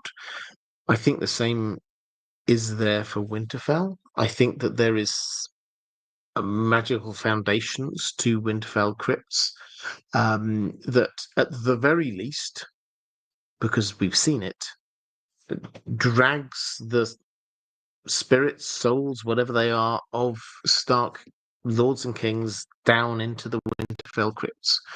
That seems to be the first thing that is there. They have to be there for a reason. I think that they will rise again. The statues will rise again. That seems to me the most logical endpoint of all of this, which again is more magic. As for is there any other protection? There's certainly not protections against non-Stark people going into the crypts. We get lots of examples of non-Stark people going into the crypts. Is there any anti-others magic going on? Possibly. It kind of makes sense. We get this magic that seems to stop the undead passing somewhere, both at the wall and also at Bloodraven's Cave. At Bloodraven's Cave, if you remember, when Bran and his gang they get to just outside the cave, there's like this area of kind of cleared ground with lots of snow. And as they approach, suddenly up out of the snow appear all of these wights that seem to have just been there lying in wait for presumably people to come out or people to try and head in, because they could not actually get into the cave themselves. So that seems to have the same-ish magical protection that the wall does. If these things were all created at roughly the same time or by roughly the same people, it would make sense if Winterfell crypts had the same as well. Chaos Ballerina picking up a question for Andrew K. Thank you very much. Oh, Andrew and Chaos. Big friends of the channel. Thank you both, which actually gives me the opportunity to thank, because we're a bit of the way into the stream now, thank the moderators. I try to always do this. Moderators, you are amazing. If you are watching this live, the reason why the chat is such a fantastic place, providing links to other interesting things for you to go and look at. They're helping the chat, and also they're stopping the bots and any other trolls from coming in, keeping this a safe place, and that is really important to me. If you are there in the chat live, please just go and give them a big heart or a love. in some way, because they are fantastic people and moderators from me. Thank you.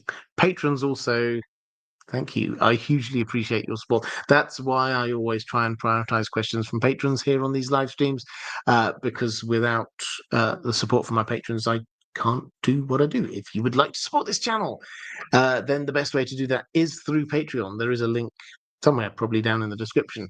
If you want to go and click that, that's the best way to support this channel. So thank you. Okay, that said, Charis Bielemeier, picking up a question for Andrew K. Given the oldest parts of the crypt are the deepest, let alone digging in such a climate, perhaps they started tapping into that Children of the Forest tunnel network.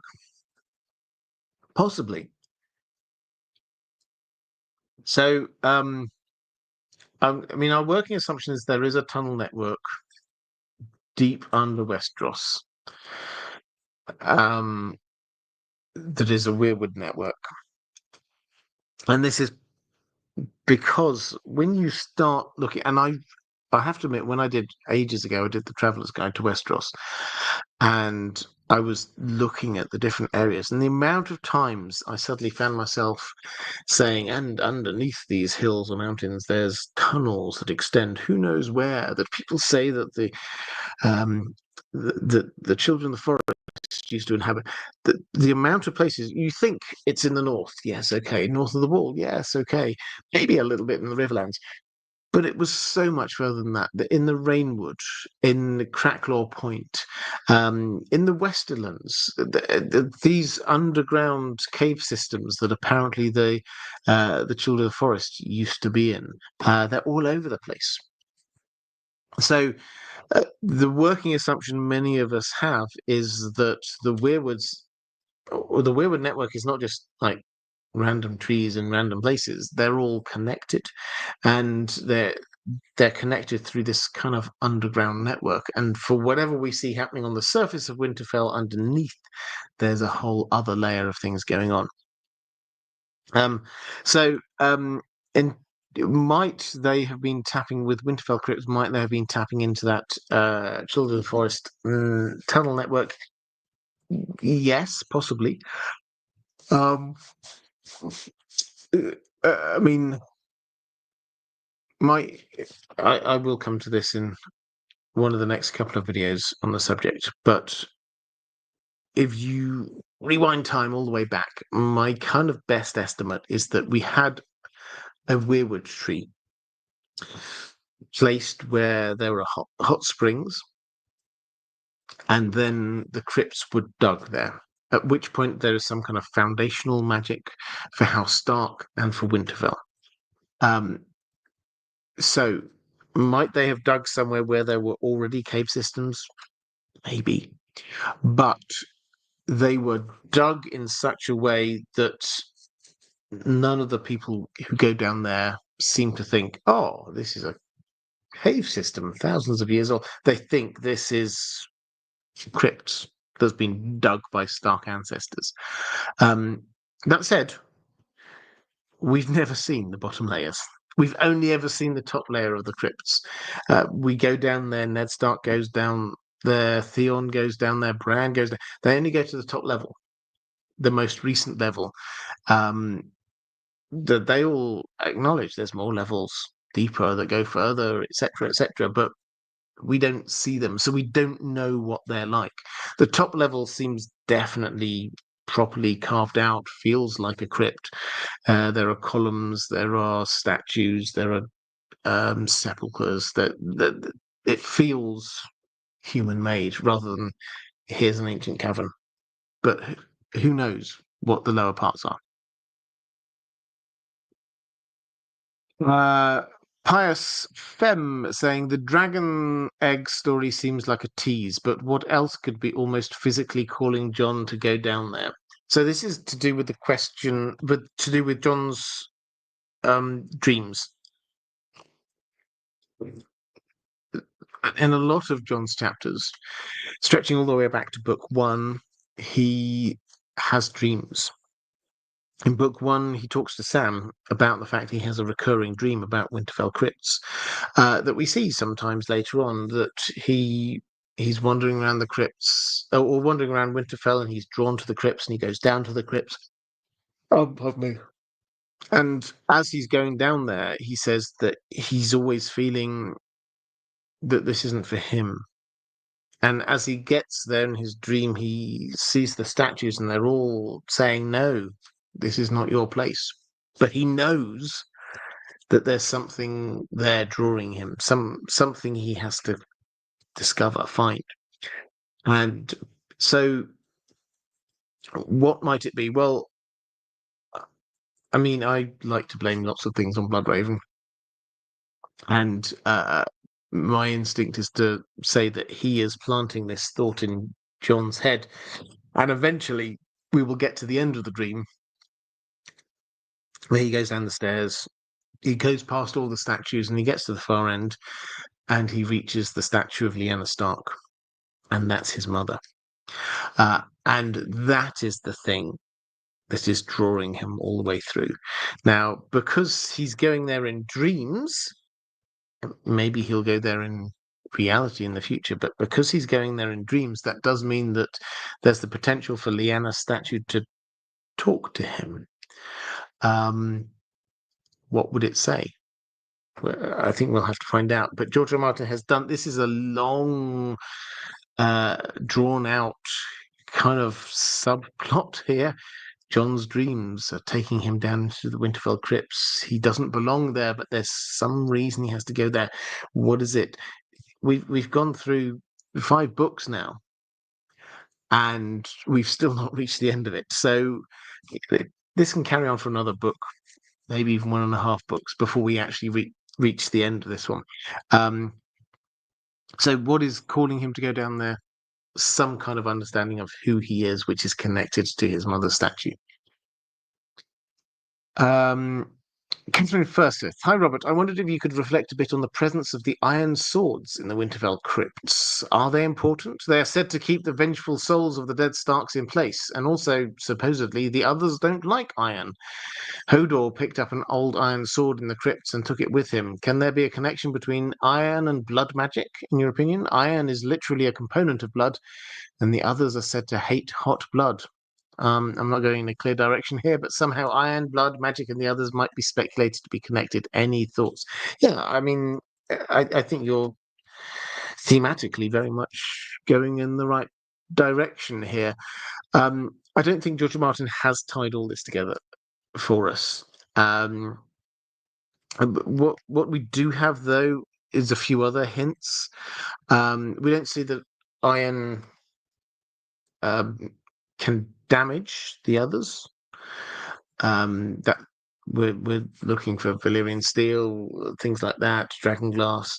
Iron doesn't seem to be the thing which can damage them. But it does seem to repel them in some way. Now, what are the hints that we've got? Well, we've got Old Nan saying, as you say, that they don't like it, they hate it. We get all the way back in the prologue. I mean, this is easily missed. So go and have a look and see whether you think that this is George R. Martin making a point or just like a random thing. We get 2 looks at the same wildling village. The first look, we get the dead bodies are lying out, and we get a mention of what's there. And one of the things that's lying on the floor is an iron axe. Then we get a second look, and there's no bodies. We know, the reader knows, with retrospect, we didn't know at the time, with retrospect, we know they've all been raised as whites, and they're now going to go and attack the Rangers.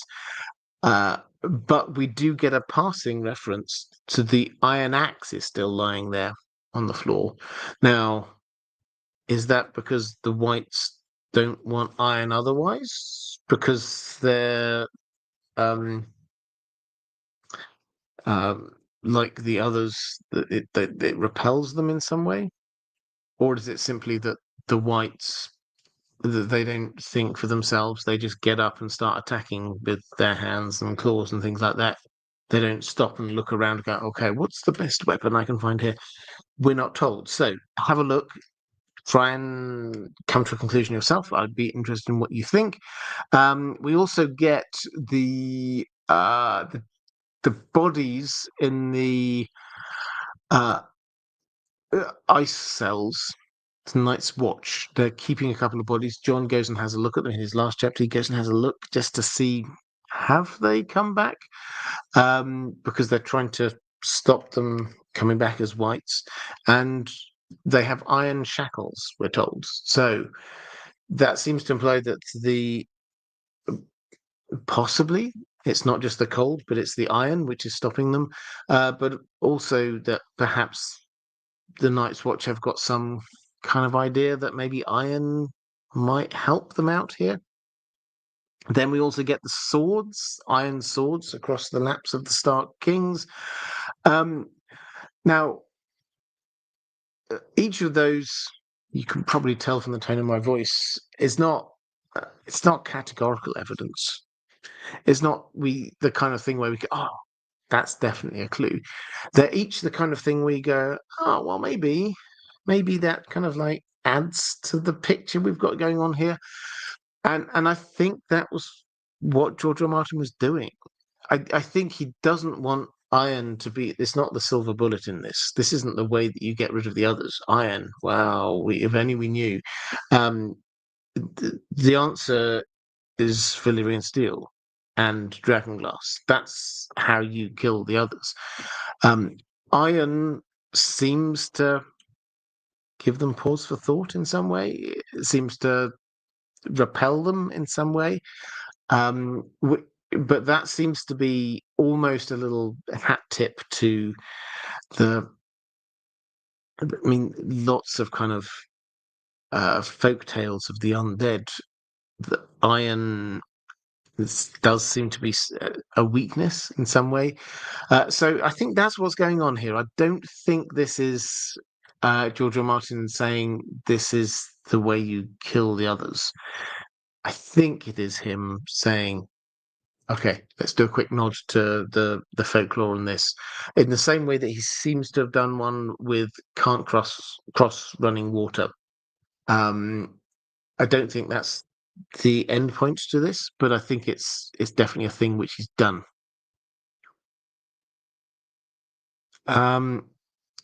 Cloaked One, hi there. Picking up a question for Akatosh Ray. If the statues in the crypts come to life, then how will the Starks stop them? Do they just flip a switch and they go back to sleep? Well, we don't know. And I should probably reiterate, as much as I talk with confidence, because I think we can be reasonably confident that the statues will come to life. We haven't had absolute confirmation of that at all, and we also don't know the exact mechanisms there. If I had to guess, then this is something along the lines of the dead men of Dunharrow from the Lord of the Rings. Now, you'll see in the films there are layers more obviously in the books. Aragorn goes through the paths of the dead. He finds these ghosts of these um, ancient people who had promised to follow Aragorn's ancestor, basically, to fight Sauron, and they'd reneged on that promise. And because they'd kind of promised on the magic rock, they got they were bound. They became ghosts because they could not leave. They'd not fulfilled their promise. Oaths are very important in Tolkien's world. And so what happens at a kind of more meta level is that Aragorn says, I am the heir of Isildur. Follow me, and you will be able to fulfill your promise. And so they do follow him. They follow him out, and they basically go into battle with him in Pelagia at the port. And after that, he says, I now count your vow fulfilled. And they kind of like, they've gone. So that's the kind of feel. If we take that as and so this is speculation.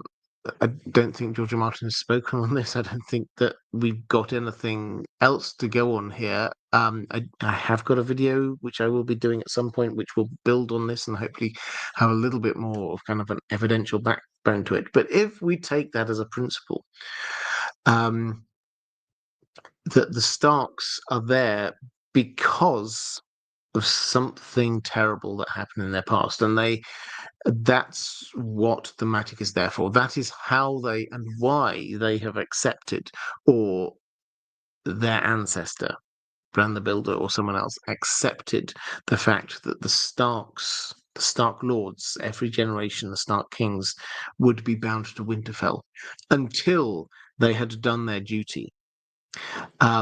This is perhaps why these Starks, they're not at rest. The Stark spirits that we get the feel when we're down in the crypts.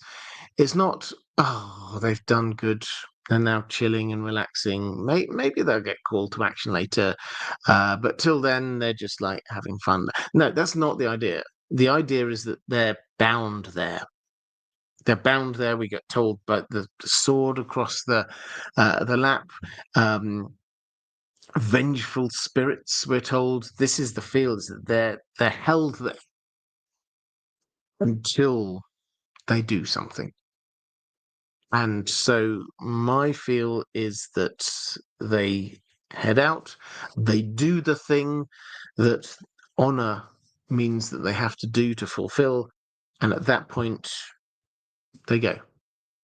The spirits vanquished, and maybe that means the statues are left. I've not thought about this before, but maybe after they're used, they do whatever it is that they're supposed to have done, and the statues just end up left wherever they are, scattered across the landscape. I mean, that would be kind of freaky, but kind of cool. Okay, not sure. Thank you very much. I didn't see a question attached to that, but thank you. Rabbi OB saying all the known green seers and wargs we know of seem to be connected to the north / the old gods. Is this a coincidence or a connection?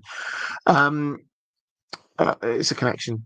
It seems to be very much a first men thing, and so the being a green seer or skin changer seems very much to be connected to that. The Andals don't seem to have that, and so those who have like kind of more mixed ancestry or ancestry coming over from Essos in the more recent history don't. It seems very much a northern thing, and the first men ethnically, it doesn't matter whether you're north or south of the wall.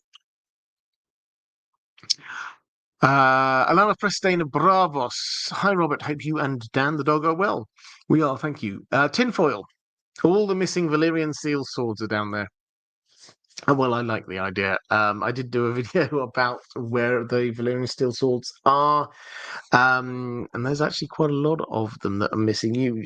Given how much families are willing to pay for these and how important they are to them, you'd have thought more would have stuck with their original family.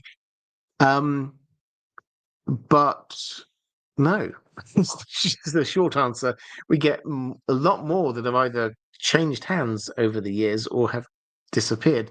So, I mean, I just quickly scribble down off the top of my head. We've got House Royce's sword, Lamentation, that got lost somewhere in the storming of the Dragon Pit. Blackfire and Dark Sister, obviously, the Targaryen swords. Blackfire headed over to Westeros. Bitter Steel took it over there. That's disappeared. Dark Sister went up to the wall with Bloodraven. That's disappeared. Bright Roar was the Lannister sword. King Tommen the Second, headed over back to Valyria to see whether he gets some riches and fame and glory, and that got lost there. Orphan Maker, um, House Roxton, that was last seen in the hands of Unwin Peake, who burned briefly and brightly in the aftermath of the Dance of the Dragons. We don't know what happened to that. Then we also get Vigilance, which was House Hightower's sword. That was last seen at Battle of Tumbleton, second battle, I think, of Tumbleton. Where that's gone, we don't know. We don't hear about it after that. Perhaps that did go back to the High Towers. Perhaps it didn't. We do not know. But there's a lot of these swords that have just disappeared. For me, it's not. I mean, there are reasons, obviously, for all of these, but it's not so much a mystery in that each of these is so valuable. If you happen to be some kind of random sellsword who stumbled across it because you found it in the dragon pit, you would smuggle that thing away. You would sell it for as much as you possibly could, and you would set yourself and your family up for life. They were very rare, very valuable. Robbie OB, is there a chance that Ned's promise wasn't actually kept? I feel he might have built Lyanna's statue in order to keep the promise that Jon would know her, and in his fever dream, he's worried he'll never get to keep his word. Yeah, so I think two things here. First, it's definitely promises. We often think about what did he promise her. He thinks promises plural, more than one occasion. So he promised her more than one thing.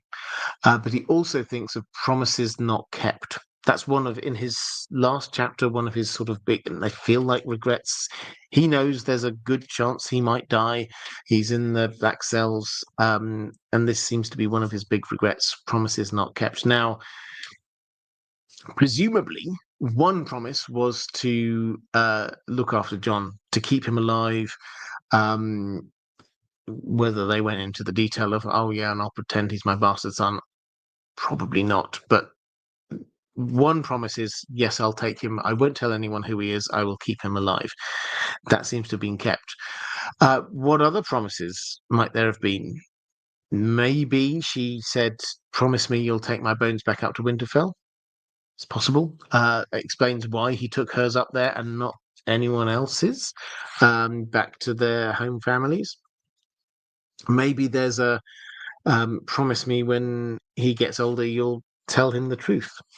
Or maybe make a statue of me, and when he knows that I'm his mother, then he can see my likeness. I think that makes perfect sense for me, that as a reason why her statue is there. That now, don't get me wrong, I completely get, yes, okay, he loved his brother and sister, and so he built statues for them. We say that so often that we kind of miss the point that this was breaking not just centuries, millennia of tradition to do that. And Ned Stark, I mean, we think of him as being this epitome of Starkishness. I'm sure that, previous Stark people would have been aghast at some of the things that he did, marrying a non-northerner, building a sept in Winterfell. These things, yeah, in many ways he's quite radical, but as far as the Starks go in our current generation, he is as Starkish as you can get.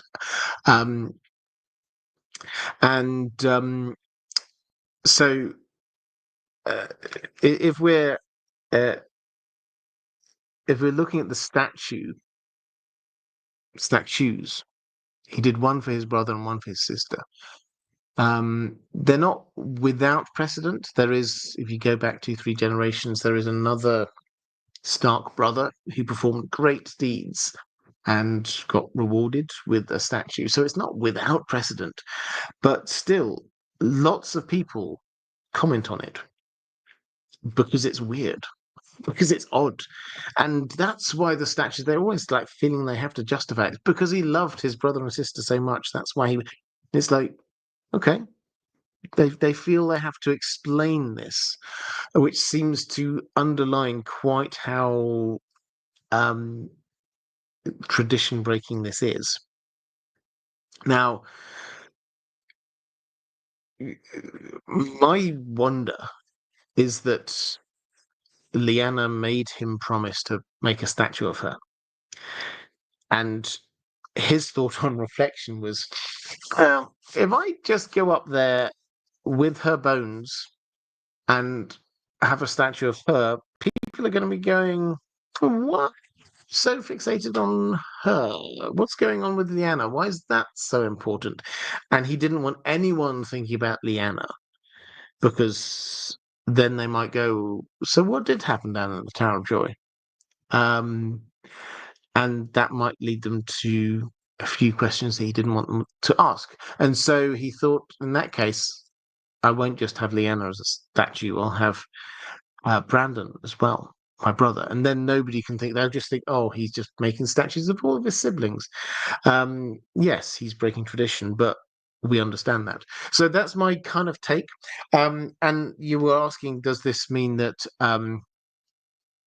he might have broken the promise? Yeah, but I think he's aware. I think he kept the promises that he could, and then he's aware of the fact that if he dies, because he's not told anyone, because he now thinks that Benjen has disappeared, he probably thinks the only person who knows the truth right now is Howland Reed, who is holed up somewhere in the neck. He thinks that's it. Jon will never know. So he probably does think of broken promises, whereas we think of him keeping promises. Martin S., is it known what dragonglass is? Or if not, do you have a hypothesis of what it is and how it was made by man or nature? Yeah, so it's obsidian. It is, and I suspect at this point, people in the chat will be able to give a much better kind of geological explanation for this. Happy to display my ignorance on these kind of points, but it's volcanic rock. We can get it in the real world. You can find out. I've got actually one in one of these desk drawers. I've got a piece of obsidian. It is black. It is shiny. It is sharp. It's also brittle. It's a real thing, and the children of the forest used it. There is, we're told in world, there is a dragonglass mine on Dragonstone, which makes sense because there's lots of, I mean, it's a volcanic island basically. So yes, of course, it makes sense that there's kind of obsidian mine there. It's just that what do you use obsidian for? Yes, you can use it for decorating things, and it is quite sharp, but because it's quite brittle, it can't really be used as weapons. The Children of the Forest did use it, but that was before humans came, and it's like, oh, now this isn't going to go through their armor, is it? So, yeah, it's naturally occurring, but that doesn't mean it's not magical. Crouch Ballerina, do you think there are magical consequences to breaking the statue tradition? In terms of putting extra statues in there, uh, well, we don't know again, because we don't know the exact nature of whatever, and this isn't a word that George R. Martin uses often, but whatever spell was cast at the very foundation of Winterfell crypts, where it was like, so you put the statue down there, you bury them there, the soul spirit is bound there. We don't know the ins and outs of that. What happens if you put the bones down there, but no statue? Is the spirit still bound down there? what happens if you put a statue for a non-Stark king or lord? Does that mean that the spiritual soul is summoned? My instinct, based upon what we know of the magic, based upon what we know with spirits and souls, um, what we know of spirits and souls is that when you die, something lingers. That's a Qyburn phrase, but it slowly dissipates over time. And so that's why when you get people like Beric, they slowly forget things. Each time he comes back, he's forgotten something else. The woman he loves, what she looked like, the joy of this, memories from his childhood. Each time he forgets bits. Lady Stoneheart seems to have lost huge chunks of who she is. She just retains the thing that she was clinging on to. So, what is the mechanism for Winterfell crypts? It seems to be just that it's when the Lord or the King dies, their spiritual soul is sucked in there. Not when any Stark dies. As far as we know, that's not how it works, because when people go down there, they just feel the kings, the lords of Winterfell, staring at them, judging them, and the wolves, the direwolves, which is part of the same statue. So they don't seem to feel all the other Starks, the Stark children, cousins, whatever. They don't seem to be there, which seems to imply that probably Lyanna's soul wouldn't have been summoned up to Winterfell because she wasn't a Stark king or lord. And even if the taking of the bones there and the creating the statue there did somehow do it, so much of her soul would have dissipated, because this will have been months later. I mean, if Ned took her bones up there, that's at the very least don't have exact timescales. At the very least, weeks. He, it seems, probably went by boat all the way round from Dawn up to King's Landing, spoke to Robert Baratheon, and then headed north from there. By the time he got home, it's probably months with her bones. And then he has to have the statue made. It's a long time. So my instinct is that her spirit or soul is not actually there. Robbie OB, where did the children get their dragonglass? Surely not Dragonstone, but if not there, where else is it? Well, we don't know. It wouldn't surprise me. I've not said this elsewhere. It wouldn't surprise me if you find that underneath the Winterfell, there's a cache of dragonglass. Because we get those hot springs, and they're not just like, "Ooh, warm water." This is scaldingly hot water, which seems to imply there's something, maybe volcanic, going on underneath there. We don't know, but this water is warm enough that it can be pumped around Winterfell Castle, and it warms the rooms.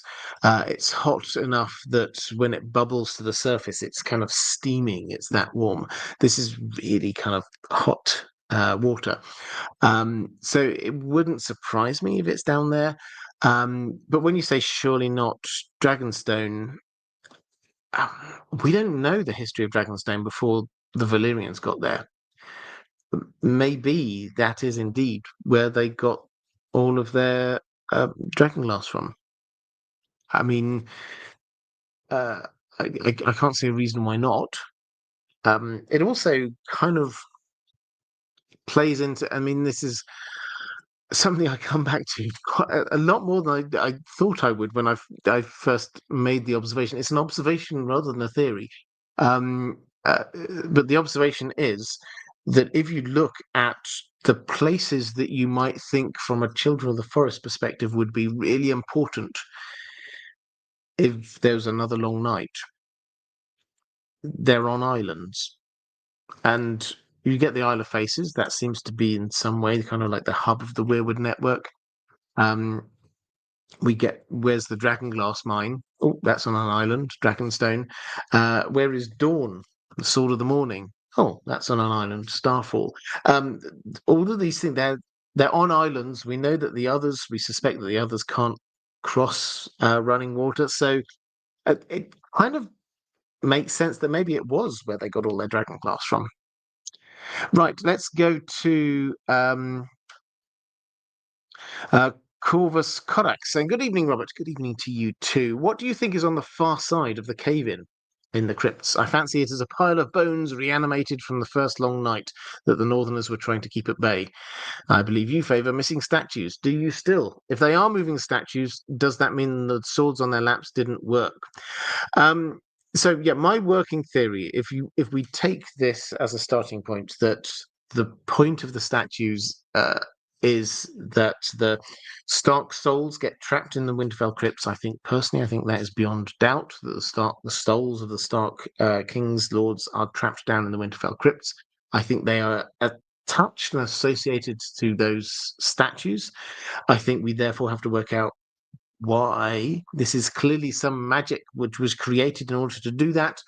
And for me, the logical answer to all of that is that because they will be used and reanimated at some point. And then you say, okay, so all of the Starks, all the way back to Bran the Builder, must certainly be there, right? Well, we don't know because the oldest bit is that's caved in. There's you can't get to that, which I think is odd. Because we look at Winterfell crypts, all that we see of the Winterfell crypts is they're astonishingly well preserved. We don't get, when people go down there, people go, oh, so that's some falling masonry. They seem really well preserved. We get, when Bran goes down there, he's kind of reciting who all of these different Stark kings are as he goes. And he names a few Starks that are about 1,000 years old, which implies their statues are about 1,000 years old, and still recognizable. So it seems to be in good repair. And yet, what you would think would be the holiest, if that's the right word, bit of all of this, where Bran the Builder, the founder of House Stark, is just inaccessible. So to me, that says the most likely reason is not because the Starks went, I can't be bothered to kind of excavate that bit. We'll just leave that be there. We don't need to go to Bran Stark's, Brandon the Builder's, his statue. We don't need that. That doesn't seem to hang right with how important they think the crypts are. So it's deliberately left and probably deliberately caved in, given how strong and stable the rest of the crypts seem to be. And so you say, well, why would they have caved it in? Now, if you think that the statues are there to be used in the war, then you go, okay, is there something a few generations in, because this is just the oldest bit, a few generations in, some reason why they might have suddenly been called into action? Well, yes, there is. The 13th Lord Commander, the Night's King, was defeated by the Starks and the King Beyond the Wall and the blowing of the Horn of Winter. So maybe those statues were called into action. It's a working theory. I think that's the best theory I've come up with so far, or working hypothesis we've come up with so far. What you were wondering whether or not these are a pile of bones reanimated from the first long night that the Northerners were trying to keep at bay. I mean, my take is, if you're going to try and if you've got some reanimated bones, where do you hide them? If they're still scrabbling around trying to get at you, do you hide them in your most holy place and just like uh, try and bury them behind a wall? I mean, personally, I think no, you don't. You might, if you have that problem, you might put them somewhere else, but not in your most holy place, which is right underneath your own castle.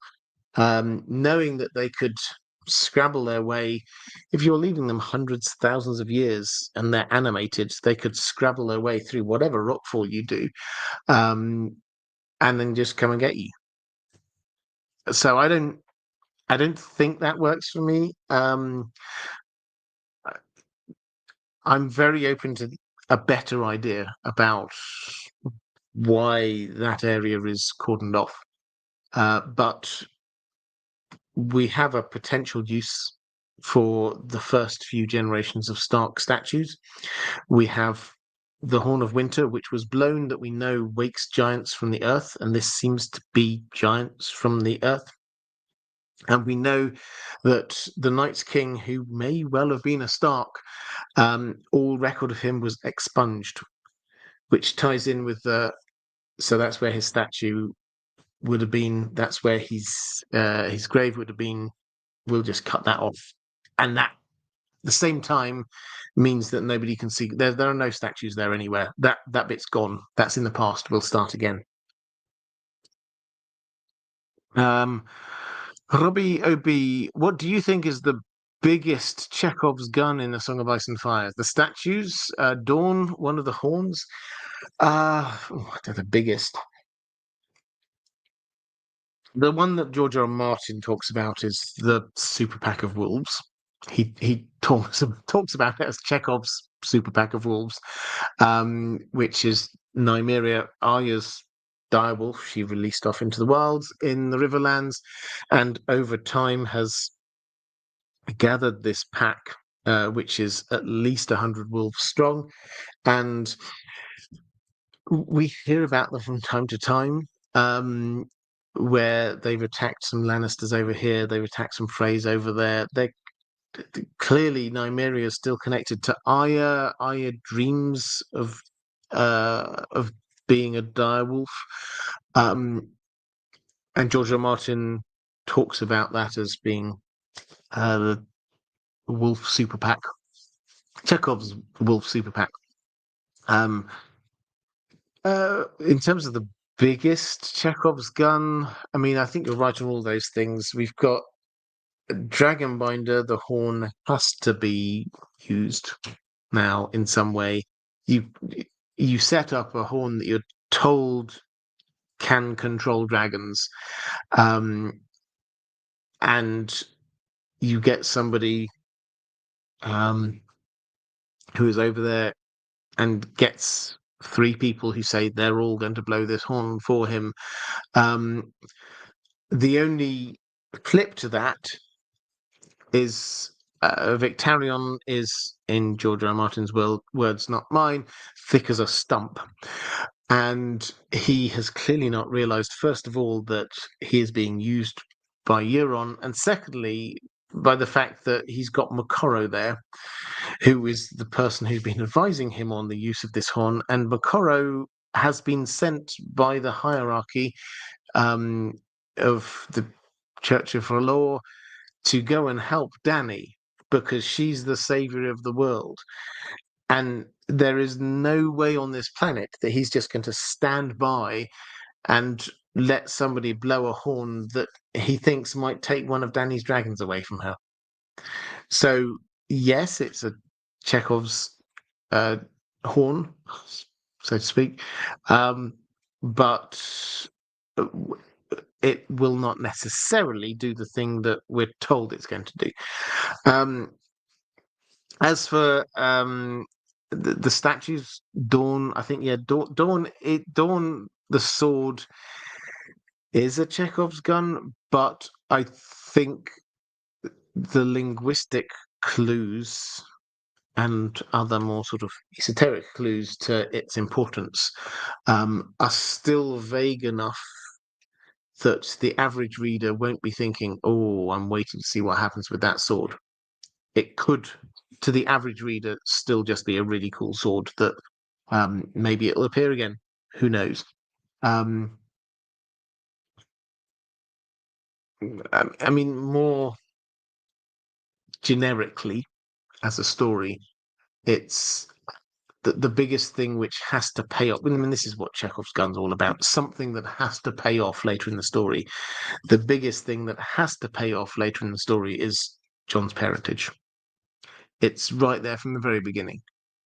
He's always wondering who's his mother, what's going on there, and all of the clues, everything that's building up to it, that has to be revealed. We cannot get to the end of this story without there being some revelation there. Rassler, in the show, Meera Reed's character seemed to be just discarded. What role do you think she plays in the future books? Yeah, so on the show, she was there. She took Bran up to Bloodraven's cave. She helped bring him back. And then it was like, yeah, she had like a conversation with Bran and then headed back to the Neck, and that was it. We didn't really see her again. In the books, I think it's probably fair to say on the show, we all know this, the last season was rushed. So just because somebody was discarded in a couple of episodes there doesn't mean that they're going to have a swift end in the books. I think there's every reason to think that Meera will survive all the way through the Winds of Winter and be a central part of the plot. She has to deal with the Jojen issue first. Last we saw of Meera, she's been dealing with Jojen. Jojen, if you've not picked up on this, I mean, and it's entirely fine if you've not picked up on this, because the time gap between Jojen chapters increases each time, and so you kind of miss some of the threads going through it. But Jojen starts off very early on as being like, I don't know, a little bit of a downer. I've got my role.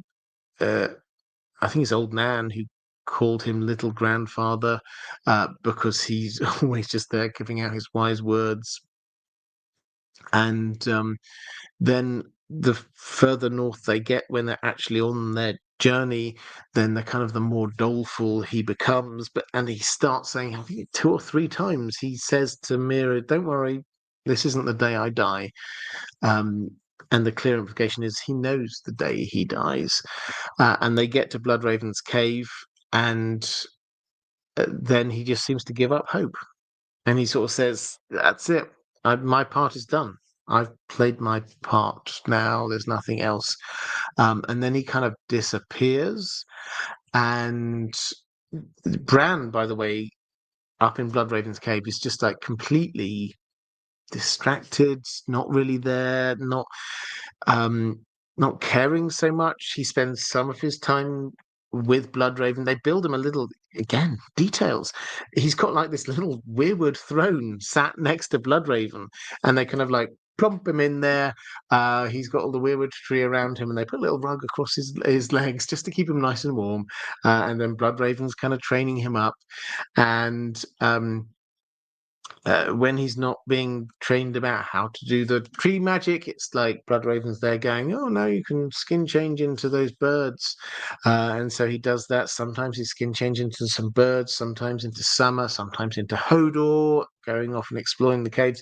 He's not really paying huge amounts of attention to what's going on in the real world, and Jojen is just clearly drifting. And then Meera's like, "Where's Jojen gone?" And she starts to get worried, and then she hears the children of the forest, the spell singers, are starting to sing, and then she suddenly jumps up and sprints off. And that's the last we see of her. And Bran's like, oh, I wonder where she's gone. But then he's like, just goes, oh, I think I'll just go and look through Winterfell weirwood tree for a while. He's still a child. He doesn't pick up on everything. But clearly, what has happened from all the context clues is that Meera thinks he's about to be sacrificed.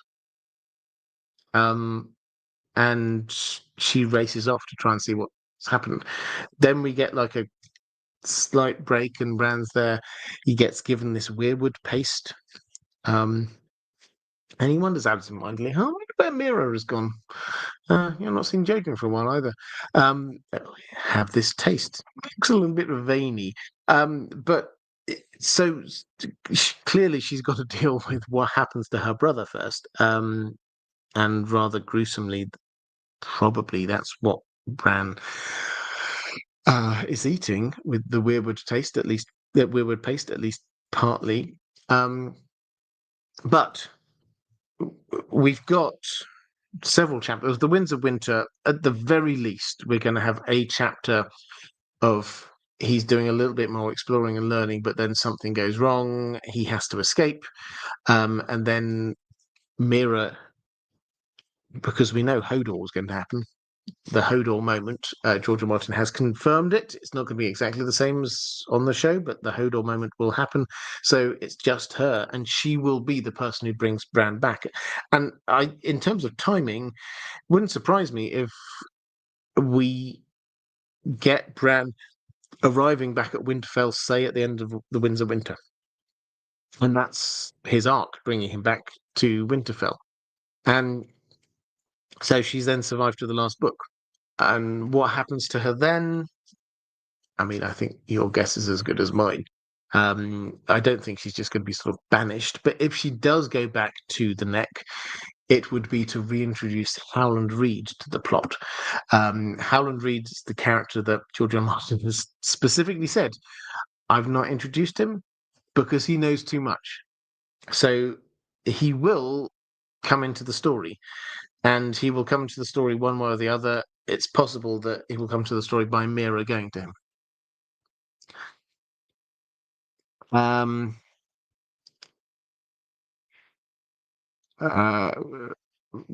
Velko saying Meera has to be the one to yell, hold the door, I suppose. Yeah, I guess so. I mean, if Bran is there sort of in the zone, then maybe, yeah, she's the one saying, hold the door. That does always make sense. And just a quick flick through, Bearus Aurelius saying Bran is a sweet summer child. He is in many ways. It's just sweet is the thing I would kind of pick up on. He is still quite innocent, but at the same time, his lack of training and his skills is very, very apparent. And he just takes things without even thinking about them, which means that because a lot of this story is, well, all of his story is from his POV. And that means that we don't automatically question the things that he doesn't automatically question. So he's there going into Hodor's mind and doing stuff. And it's only when you take a step back and you go, so what's happening here? He's gone into somebody else's body. He's pushed Hodor in Hodor's mind into a corner. We read about Hodor hiding. I can't remember the exact phrase, but it's like he's scared, hiding in a corner because Bran has come in and pushed him out of the way. And then Bran just uses his body. He just wanders around with Hodor's body. He does whatever he wants. He doesn't ask Hodor's permission. He just takes Hodor's body and uses it. And if you take a step back, it's kind of disturbing. But he's had nobody to tell him otherwise. So, yeah, Bran is a sweet summer child, but he's not sweet anymore. He's really dark. And when we get to Bran's last chapter, we get just this. I mean, it just gets dark. The language. I wish I could remember it. There's a phrase somebody in the chat will will remember it for me, but there's a phrase which is repeated again and again, which is about the moon was as sharp as a scythe or something along those lines. Somebody in the chat will have the exact quote. But this is used as this way of just like segueing over a period of time, and also inserting this rather dark motif, as if we're supposed to suddenly stop every now and then, going, "Okay, this isn't good. What's going on here?" He's learning stuff and he's not questioning it. He's just getting these extra powers. And yeah, it's George R. Martin loves horror, but um, this is real psychological horror that you only really think about when you take a step back and look at it and go, yeah, that's not good. Okay, let's go to question from Lord Medici. Are the hot springs under Winterfell in any way connected to the crypts or the weirwood, or is it just a coincidence that the springs are there? I don't think it's a coincidence. If you go with this, well, what we know almost for certain is that the very first bit of Winterfell is the crypts. Maybe there was a small structure on the surface, but it's the crypts and the weirwood tree. And the foundational magic of these crypts seems to be the Starks are buried there generation after generation, and we've talked about the weird fact that they start at the bottom and work their way up. Unlike most other crypts you'll find in the world, that you bury some people and then when you need more space, you sort of go deeper. These start at the very deepest and then work their way up towards the surface. One of the implications of that is that whoever planned this to start with thought that this is a long-term venture, not just something, oh, well, there'll be 3 or 4 generations of Starks. This was some thinking that this will be hundreds of years, thousands of years even, that the Starks have got to be there. If the Starks are going to be there for that long, you have to choose a good place for where this is, because the Starks have to live there.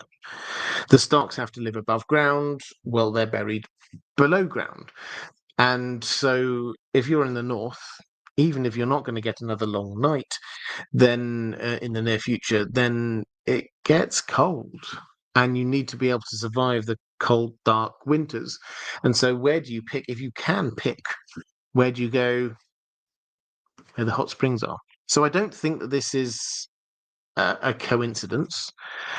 I think that this is an active decision, that you can plant a weirwood tree and say, this is where we're digging, and you can choose the best place for that, which is not just south of the wall. It's the best place for that. Yeah, I don't think it's coincidence, but at the same time, I think we need to get the causality the right way around.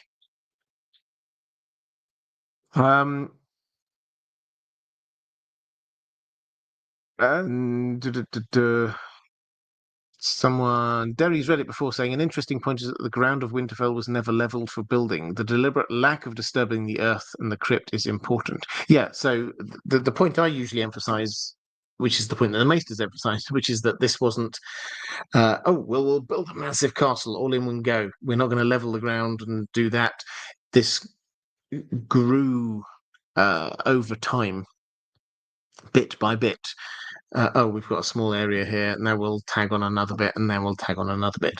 But yeah, I think the point you're making there is certainly an interesting one. That certainly implies that there's no desire to be doing great earthworks around Winterfell, because I think they knew that way, or the crypt is not just like a small box, we're told that it's bigger than the castle above ground. And Winterfell is massive. This is a huge castle. What is below ground is perhaps at an abstract level, but it might turn out to be at a real level more important than what's above ground.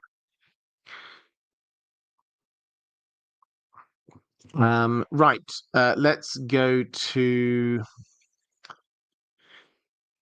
Lord Medici. It seems to me that almost certainly not coincidentally, there are many similarities between the Three-Eyed Crow's cave and the Winterfell crypts. Both are underground dwellings whereby a weirwood tree feeds on bodies in a dead or dormant state.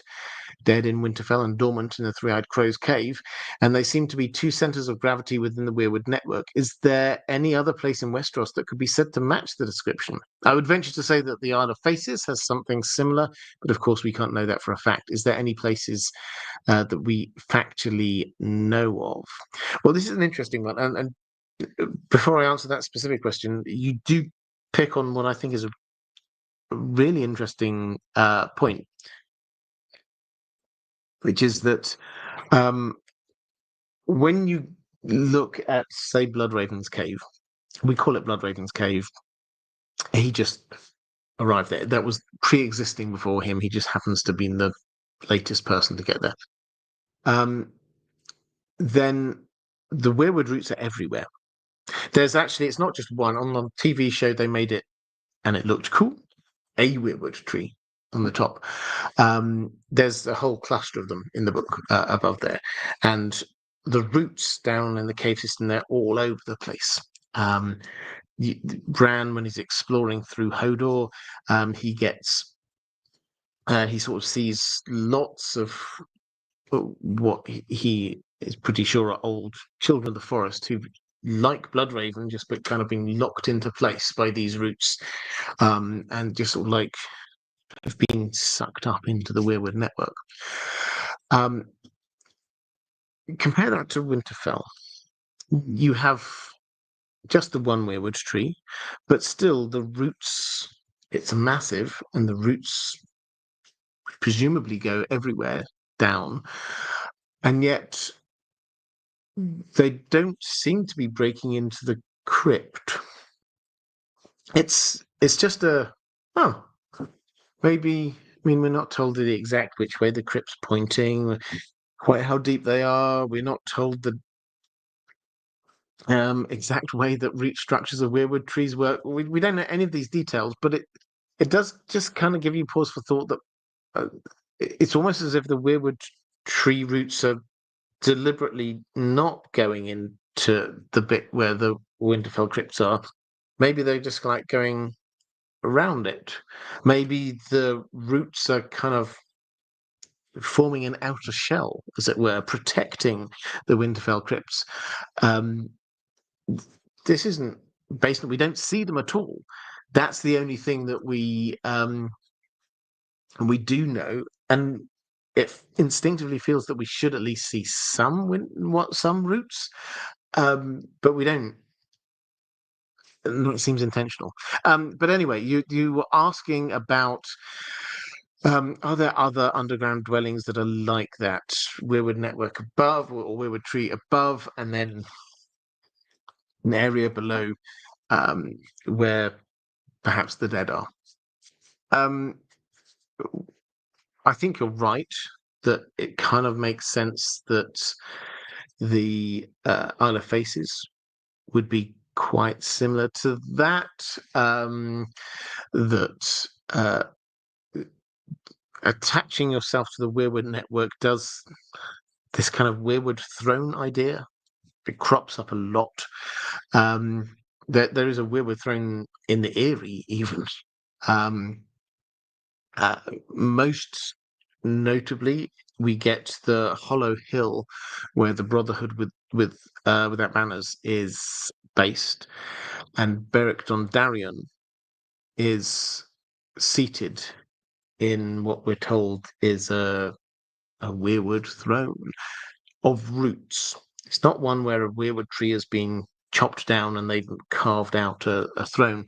He is there in the same way that we get Bloodraven, in the same way that Bran sits in this throne. He sits in this throne. We're told that the roots form stairs to go up to it. So this seems like intentional. And the clear implication is that this is somewhere that's been there for a long time. This is something that the children of the forest um, probably used back in the day, but they're no longer there. We're not told exactly where this hollow hill is, somewhere in the Riverlands, but we get a clear idea that there might be more. High Heart is a hill with a grove of weirwood trees atop it. That kind of feels we don't get to see underneath it, but that kind of feels the same. We get in one of the Ariane chapters, in the pre-release chapters of the Winds of Winter, she goes through the Rainwood, and we get told there are weirwood trees around there, and then she goes into this cave system, which extends so far that she starts to worry that maybe people would never be found. And there's signs in there that the children of the forest used to be there. So there's a lot of this. There's also one other completely left field thought here that you can do with as you will, is House Bolton at the Dreadfort. Now, House Bolton are a northern family. They're a First Men family, and because we've not been told otherwise, I think the assumption has to be that they've got a weirwood tree there. They've got a godswood, and presumably, therefore, the weirwood tree roots extend down below the castle. But we're also specifically told that, like House Stark, they've got a crypt underneath, and all of the Bolton dead are buried down there. So if you're looking for another example of something that's like Winterfell, House Bolton is probably as close as you're going to get. As I say, you can do with that as you will. I don't think this is something George R. Martin is going to build on. I don't think it's a huge plot point, but it's just a thing that logically has to be the case, I think. Now, Cloaked One saying, if the Starks buried their oldest in the deepest portion of the crypts, does this indicate that at the start of their family residing in Winterfell, that they knew exactly how many generations of Starks would come after? I've wondered this, and I want the answer to be yes, but I think the answer is no. I want it to be yes because this just adds to the magic of the place, and this idea that you're allowing a certain number of generations. Oh, we need to have how many generations? I think the answer is no for two reasons, both quite practical. And I think the first is that if they did know how many generations, then that feels like a bit of knowledge that would definitely be passed down. And Ned would be there going, "Oh, we're the last generation," or "You're going to be the last generation," or something like that. Or even if it's not done as a countdown, the way the Lord's Commander of the Night's Watch, they have a count up, and it can't go beyond people's notice when it's like, Jon Snow, so you're going to be the 998th Lord Commander. That seems very close to a round number. What happens at 1,000? So that's my first. This is just purely practical. That I think we would have known, even if it's just sort of kept as a kind of a account of how many Stark lords, kings of winter there have been, and we don't have any of that. So that's the first one. And the second one is just a reading of that first Ned chapter in A Game of Thrones, when he goes down into the crypts with Robert Baratheon. We can hear their conversation as they go down. And it's quite a detailed conversation. They're catching up. They're asking about what's going on. Robert Baratheon starts talking about what the women are like in various places down south, and they keep on going. When they get to the first tier where they're going to, he's out of breath, and it's about a page or so of conversation. Now, as I say, this isn't an exact science, but to me, if you've got a page worth of conversation and somebody who doesn't look that fit, I'll grant you, but is out of breath, that strikes me as more than just a couple of stories. That's actually a significant moving down, traveling down, which seems to imply to me that if they wanted to, they could have had an extra layer. Um, I don't know. It's to say it's not an exact science, but that's just the two things. Is that I think probably we'd have had some remnant of the countdown or count up for this is the whichever number of Lord of House Stark we've got, and secondly, um, if they were building layers to kind of like get to the top, there's nothing that says this is the last layer, or we can't build another one if we need to. They could. They're quite deep underground already. Um, uh, Northern Tommy asking, could there be oxygen deprivation in the crypt? I mean, we're not told it. I mean, with the crypts, we're told a few different things. We're often told about the air temperature, which is cold. It's always cold, but it seems to stay level. So when it gets very cold above ground with all of those snowstorms, and it stays the same level. And Theon, even we kind of hear his thought process, and he's going, yeah, "It's warmer down here, not warm, but warmer." And it's like, but it's still cold. So it does seem, and on one occasion, I think quite early on, then the winds, the air came up from underneath, and it's described. This is when George R. R. Martin is going to great lengths to make us feel that Winterfell is organic, almost alive. It's like breaths of air coming up from underneath. So oxygen deprivation, no. There certainly seems to be air circulating, but we don't really have any more information than that, honestly, because we never see below that top level. Bear Island. Hello, Robert. I hope you and Dan are well. The Wolf's Den was retrofitted into a prison. Stone walls can keep things in or out. Is it possible Winterfell did the reverse, hoping to contain something, then a castle was built around it? Do we have a time frame of the cave-in? Depending on the timing, it could be that newer Starks forgot their duty and should have been restoring the crypts, or that older Starks allowed and created that cave-in with good reason to contain something, even as simple as evidence of a secret buried underneath. Okay, so on your first point, the Wolf's Den, for those who don't know, this is in White Harbour, which is where House Manderley are now. There is the original castle stronghold was called the Wolf's Den. And the high-level history of that is that White Harbour, the city that we now have, is at a strategically important location for the north as a whole. We often talk about we get this one route up the King's Road, which goes north as the only overland route into the north. So that's true, but you can also sail to the north.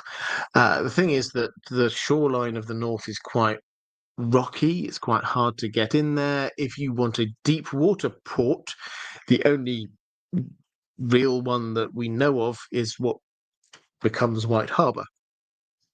And the White Knife River, which is where the kind of the estuary that White Harbour is on, that heads up into the north and gives you access. It goes up near to Winterfell, for example, and a few other places.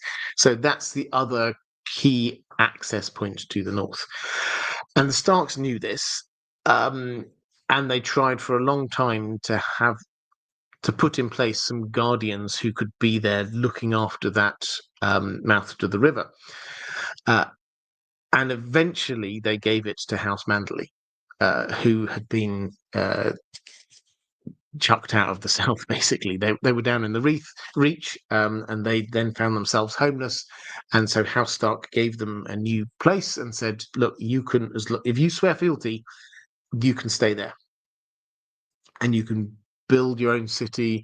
You don't have to stick to our religion, anything. You can do your thing as long as you stay loyal." And that's the deal that we've got with House Manderley, is they have stayed loyal to the Starks, and they have built the only city in the north, and they are now pretty much the richest family in the north. But all of this started with, before they arrived, the Wolf's Den, which was this old castle, and in the story that we have, it is now basically a prison. Davos gets imprisoned there. This is the example, is that it used to be there to keep things out, and now it's to keep things in. Could it be the other way round, that in Winterfell the crypts were there to keep things in, the Stark dead, but then the castle got built on the top to keep things out? I mean, I think that's exactly right. Personally, that's my reading and interpretation of history. In terms of, do we have a time frame on the cave-in? No. Literally, I think we have the one.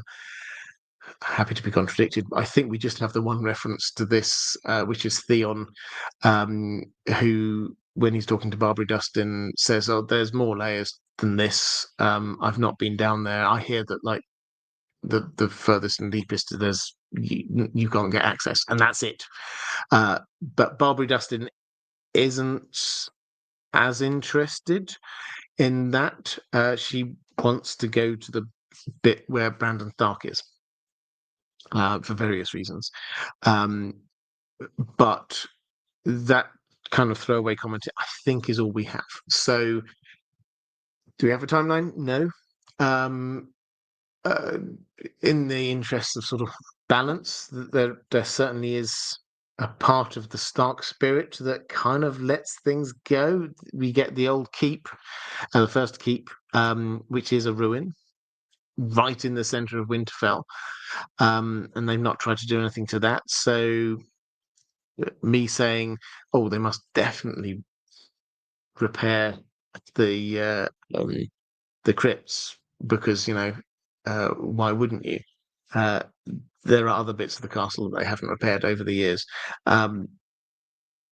My take is that the crypts are more important. The crypts are the home of the Starkishness, and so they would pay a lot more attention to that.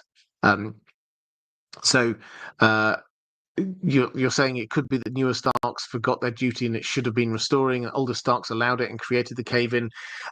Yeah, I mean, my best guess and understanding is that there is clearly some sort of blockage to the older parts there, and a number of generations, we don't know how many, but a number of generations of Starks have decided to let that be and not send in their stonemasons to sort it out, which seems odd given that presumably their founding father is buried there, and that's the kind of thing you'd want to try and get access to. Robbie OB, it really speaks to George R. Martin's intent that the conversation between Ned and Robert in the crypt would be one of the most forthright conversations anyone would have from there on out. Yeah, I mean, he starts strong. It has to be said, George R. Martin, with this story.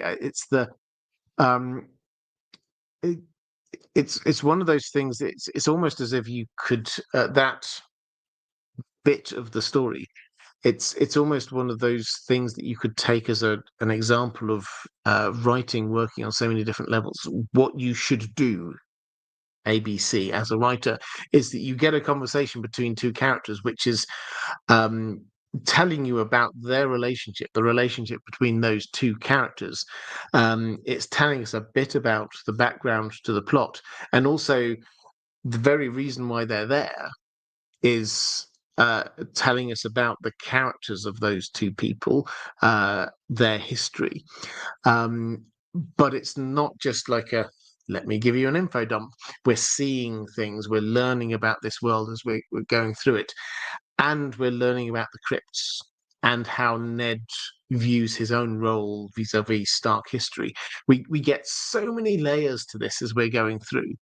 Um, that the plot advances, we understand about those characters, we understand about Winterfell's history, and we understand about the history of those characters, which will impact on the story going forward, all dropped in such a way that we don't feel as if we've got an info dump. So yeah, I think it's fantastic. Hermione, it might be a bit tinfoily, but here goes. The crypts are an underground labyrinth with a constant temperature, maybe even quite hot if you would go down deeper. Would it not be an ideal place for a Targaryen, good Queen Alicent, or maybe even Jacaerys to leave one or more dragon eggs behind? Might there be more to the Pact of Ice and Fire, or could it be an older pact, now that we know Aegon the Conqueror knew the North would be important? Um, yeah, I mean, I did a couple of videos a while back on the Pact of Ice and Fire, and how and why Aegon didn't pay that much attention to the North, given what he knew, given what his prophecy was. So if you're interested in that, go and have a look at them. As for Alicent, I think I would look to Jaehaerys's attitude when some dragon eggs were taken out of direct Targaryen control, which is when Alyssa Farman stole 3 dragon eggs. Um, he goes into full, I wouldn't say full panic mode, but he discusses with Septon Bath, what do we do? What happens? Uh, what if they hatch? What if suddenly Bravos has dragons? How do we deal with this? He dispatches his right-hand man, Bath, to go and negotiate to try and get it back. He basically threatens to firebomb Bravos. And then the Sea Lord threatens to send assassins after Jaehaerys. This is a full-blown diplomatic incident.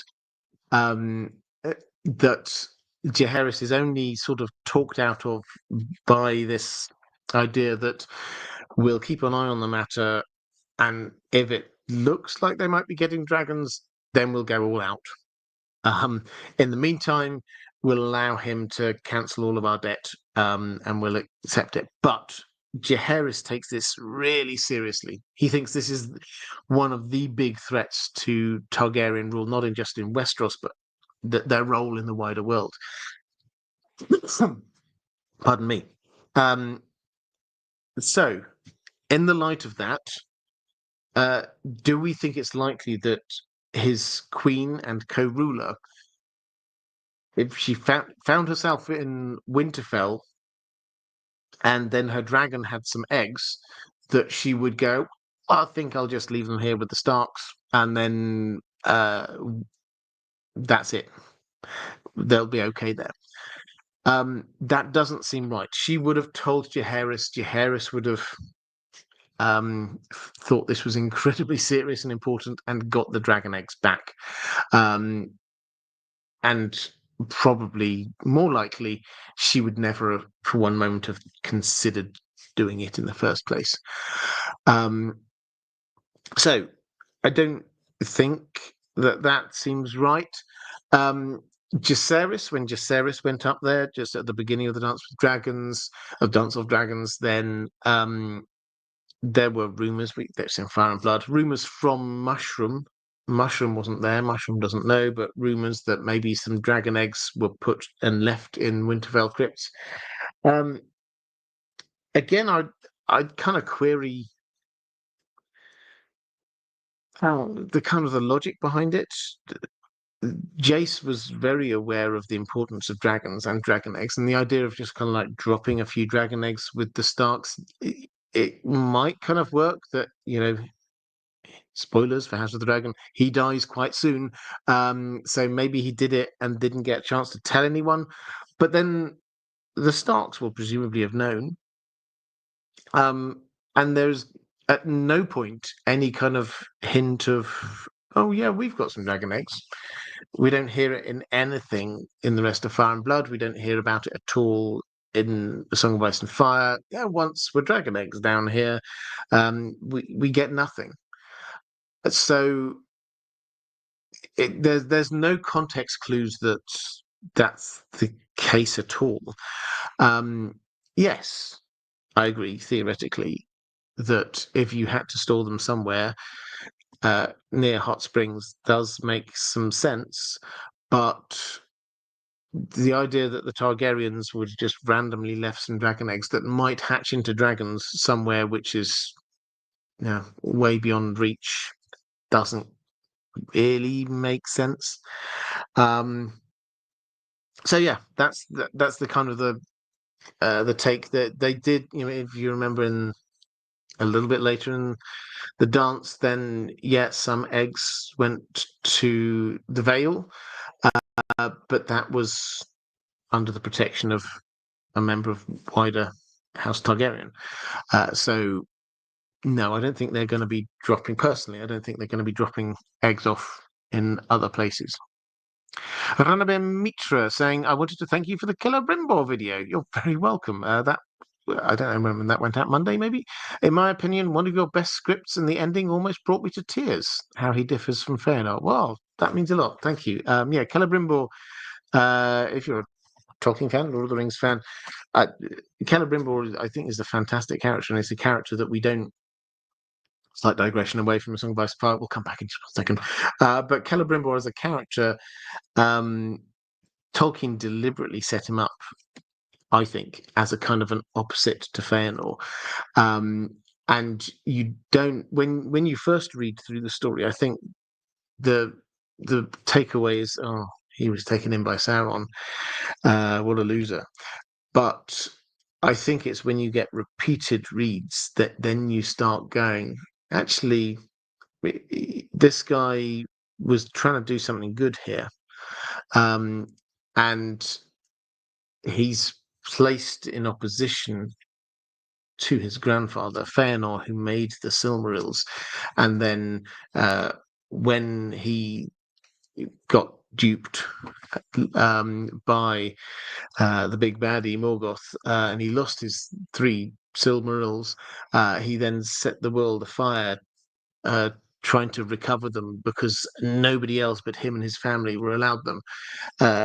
Celebrimbor made 3 beautiful, incredibly magical things that had some kind of preservation magic about them, after he was duped by the big baddie, and his thought was, not keep hold of them. I'm going to give them away so that they can be preserved for the wider world. So there are many other echoes and sort of mirror images going on there, but for me, that's the core point here with Celebrimbor is that he wasn't just his grandfather again. In many ways, he was the opposite, and he showed that it's not just your upbringing, who you are. You can, given the same situation, better yourself. So yeah, I think it was a strong bit of writing by Tolkien, which he was kind of a good writer all in all, but that I think was particularly strong. Commander Rain, reading the sections with the crypts always made me feel a bit creeped out or spooked, like a tingling feeling of unwelcome, like I, as the reader, was intruding on Stark family matters. Everyone who goes down there feels the presence of those great kings and lords of the north judging them, and for Jon, he feels completely unwelcome, like a wolf who belongs to a different pack. And while we have never seen or have strong indicators of physically manifesting ghosts, but the Bran chapter following Ned's death gives very strong ghost vibes, which indicates that the Stark Lords at least have some spiritual residue lingering. I want to get your thoughts on how that might play in. Perhaps their spirits give them control over their corpses instead of the others. But my main real question is, will Jon become accepted by the Stark ancestral spirits? And if so, how can he achieve this? Secondary to this, will he have some sort of dream or talk with his mother, perhaps helping him accept his identity? Okay, so we'll do the first part of that. So is it that their spirits or souls given the control over the corpses of their bodies, which prevent the others from animating? I mean, again, George Martin doesn't give us the chapter and verse on this, but that as a kind of a working hypothesis, I think that, yeah, that works. It's very important. We know that yes, we need the statue, but the bones have to be there, which is very important, and the spirit. And for what we know with the others is that they can reanimate the dead. They can reanimate dead bodies. We've not had examples of them reanimate or doing what Bran does, for example, with Hodor. Not saying that's a good thing. Going into a live body. That's skin changing, walking. The others seem to have like this kind of inverted version of it, where it's just taking control of dead bodies. Might therefore one of the things about the Stark crypts be that yes, there are dead bodies there, but because their souls, their spirits are bound there as well, then you can't get control of them because the soul or spirit is still bound there. As a working hypothesis, that works for me. I do like it. Following on from that, you're saying, will Jon become accepted by the Stark ancestral spirits? And if so, how can he achieve this? Will he have some sort of dream or talk with his mother, helping him to accept his identity? Well, I don't think he will become accepted per se. We don't know all the rules for who is allowed to be buried in the Stark crypts. But what we've seen, it seems to be Stark, Kings of Winter, Lords of Winterfell, and their children. That seems to be where the line is. It's not just anyone who's randomly associated with the Starks. They've got the Lich Yard. We're told about this, where trusted family attendants and things like that are buried, and Lady Sansa's direwolf was also buried there. So that seems to be where the close to the family are buried, but it's just the Stark core family who gets buried down in the crypts. Would they therefore accept Jon? Probably not. As I say, we don't know the full ins and outs of this, but he's assuming he's Rhaegar and Lyanna's son, then he is not the son of a Lord of Winterfell. He's the grandson of the Lord of Winterfell, and he's actually not by name a Stark. He's not even a bastard Stark. He's a Targaryen, presumably. It really depends on how you interpret how the magic works, because Robb has legitimized him in his will. So does that now make him a Stark? Perhaps. But my take is that he probably won't be welcomed there because he's not sort of a Stark per se. But the point is to take him to see his mother's statue. My best working assumption is that that's not for him to go there and go, whoa, that woman looks just like I imagine my mother would be, and I'll learn something, and her spirit suddenly appears to him and goes, oh yes, Jon, I've always wanted to tell you this. I don't think that's how it's going to work. I think he will go there having found out who he is. He then goes there to see his mother. And I think that's actually going to be quite a touching moment. George R. Martin, I've said George R. Martin likes writing horror things. I also think that he would really like this kind of touching moment, is the payoff for all of that. Jon thinking all the time, who's my mother? What did she look like?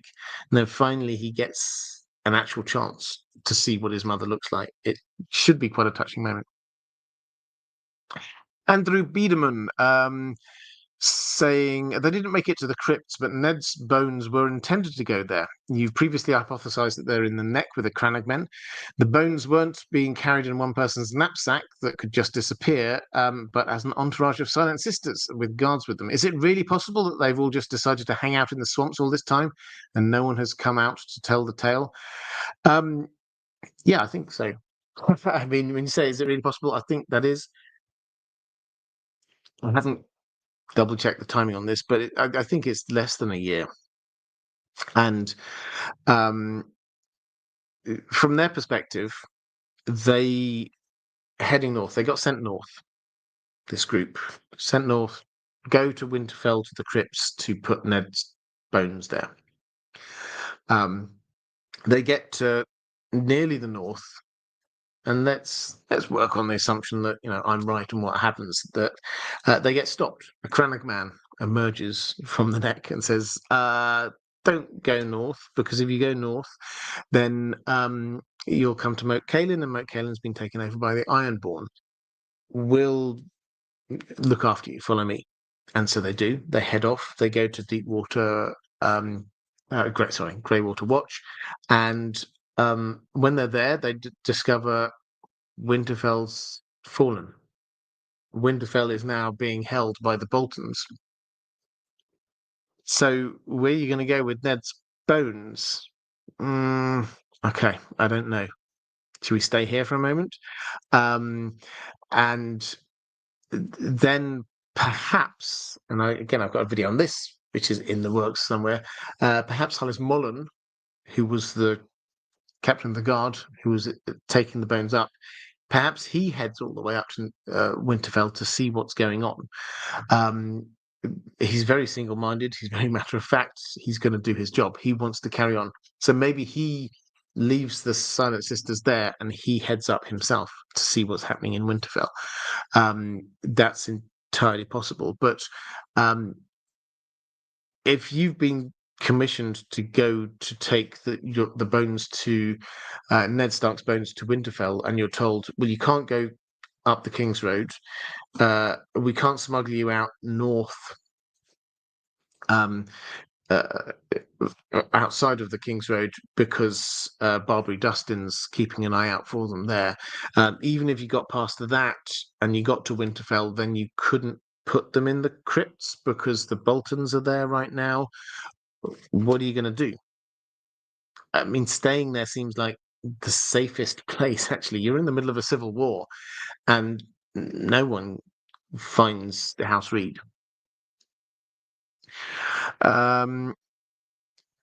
Let's go to Random Mitra saying salutations, and to you too. Hope you're feeling better after last week's sore throat. Yeah, it's still kind of lingering a little bit, but I'm feeling a lot better, thank you.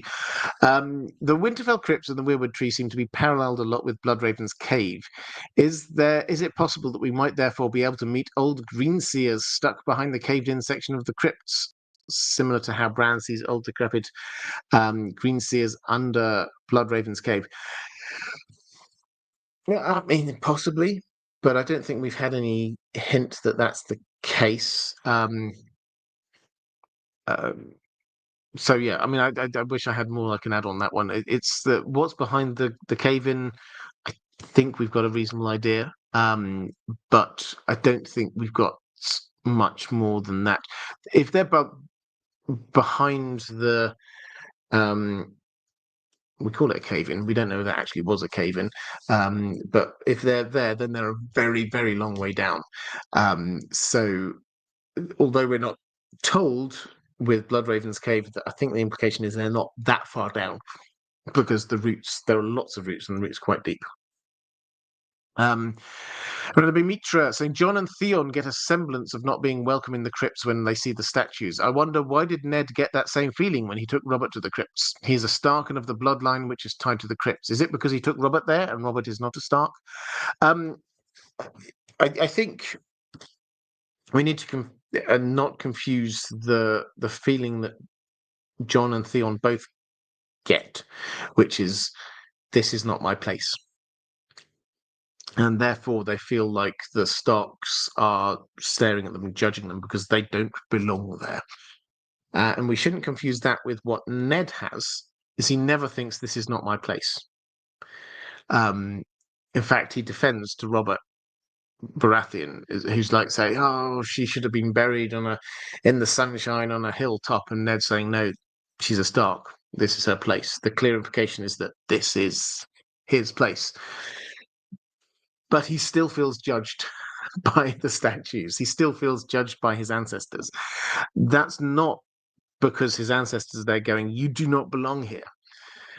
Um, Ned's working through his thoughts, and when he's starting to feel that they might be judging him, it's because Robert Baratheon is saying, "Come south. I'm making you hand of the king. You're going to be down there, um, and tell you what, actually, my son can marry your daughter." And Ned's feeling them judging him, looking at him, because his place is in the north. His place is in Winterfell, not playing politics down in King's Landing. So there's a kind of it's actually almost opposite. Uh, Jon and Theon get the feeling that they don't belong there. Ned gets a feeling that he does belong there, but he's about to agree to go somewhere else and he shouldn't, and that's why he's feeling judged. Was Fox in Arda? When the horn of winter is blown and the Starks rise, what do you think the nature of the statues will be? Are they mindless warriors against the others, or will they retain their personalities and be able to strategize with the living? I ask because I'm curious if Lyanna will rise and be able to interact with Jon. Well, I mean, I sort of covered this one a little bit earlier, actually. So I'll just briefly say my best working assumption is that Lyanna, yes, her statue's there, yes, her bones are there, but as far as we know, the spirits that are taken to the crypts, it's just the Kings of Winter and the Lords of Winterfell, so not her. But that's just a working assumption. We're not told exactly how this mechanism works.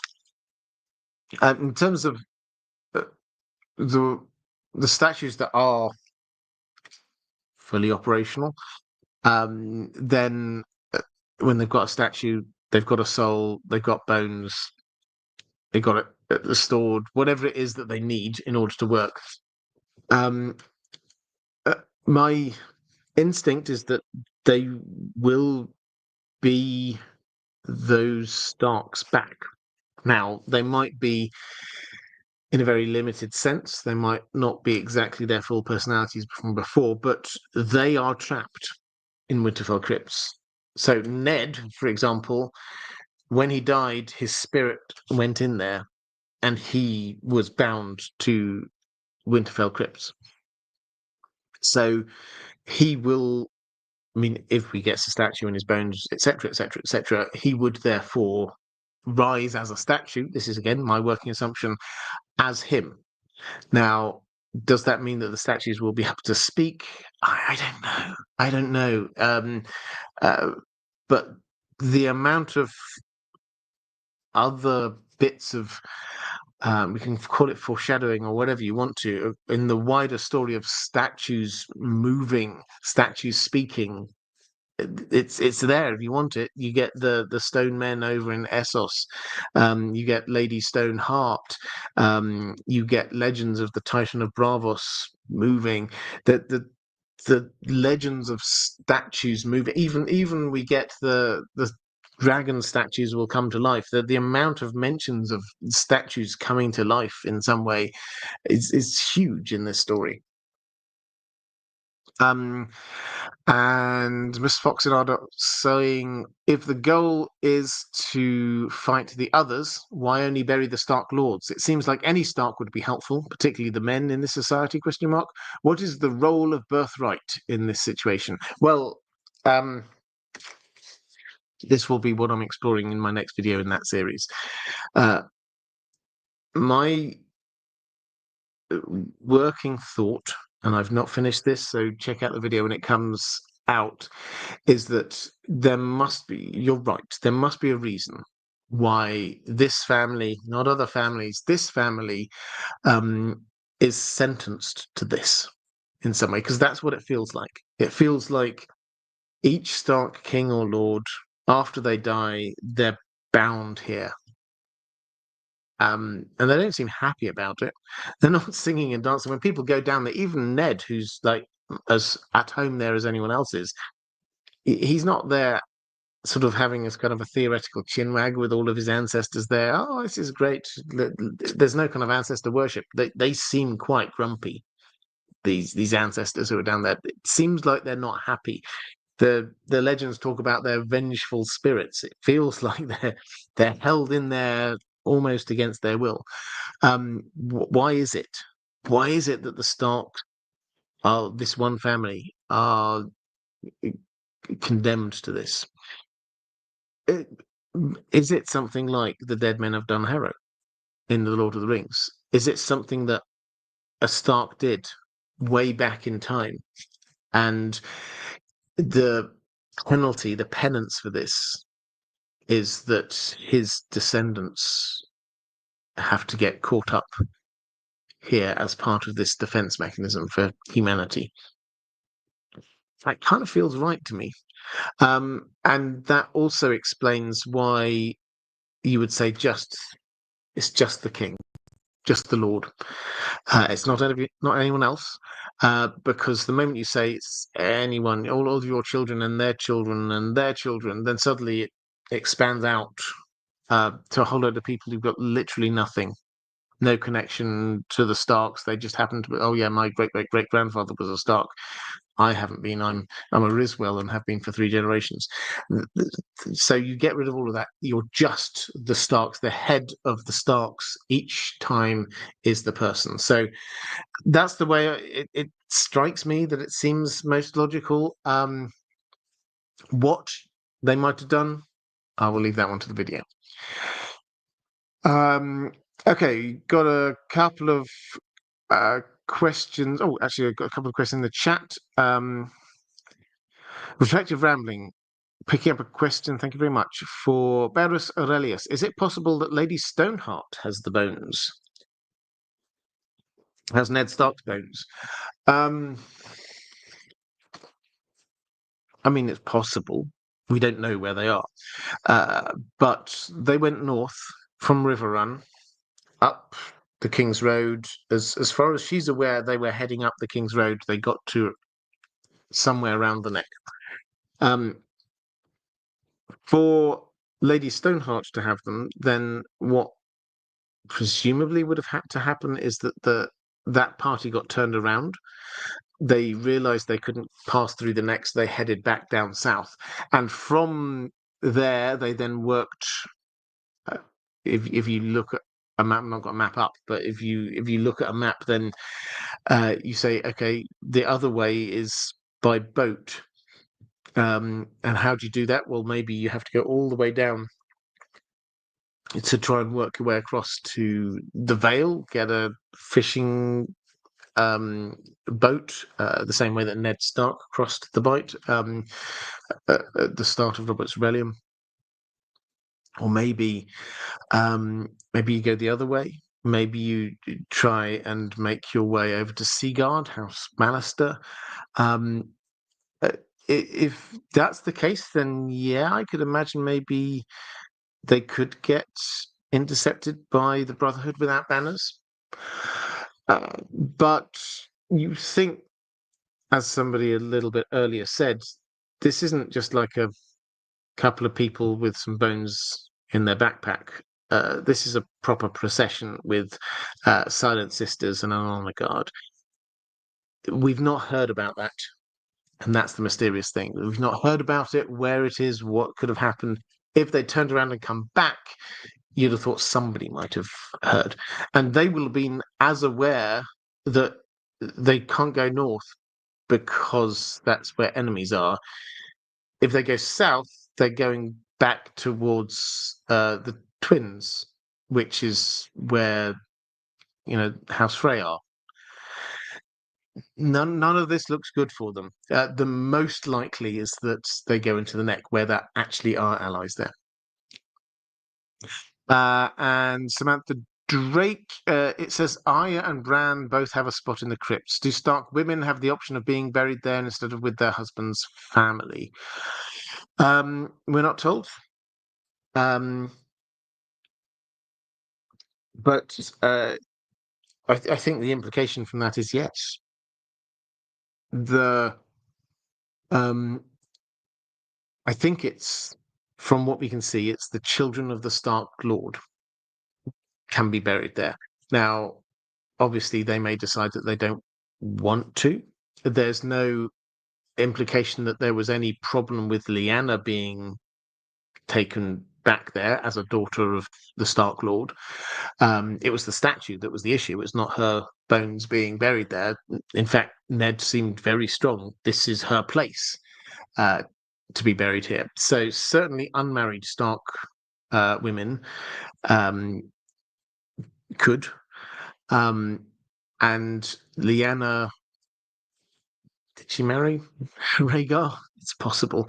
But if so, the implication is that she asked for her bones to go up to Winterfell. So, yes, is the implication. We're not told otherwise, but the implication is that, yes, if you are a daughter of Lord Stark, you have a place there.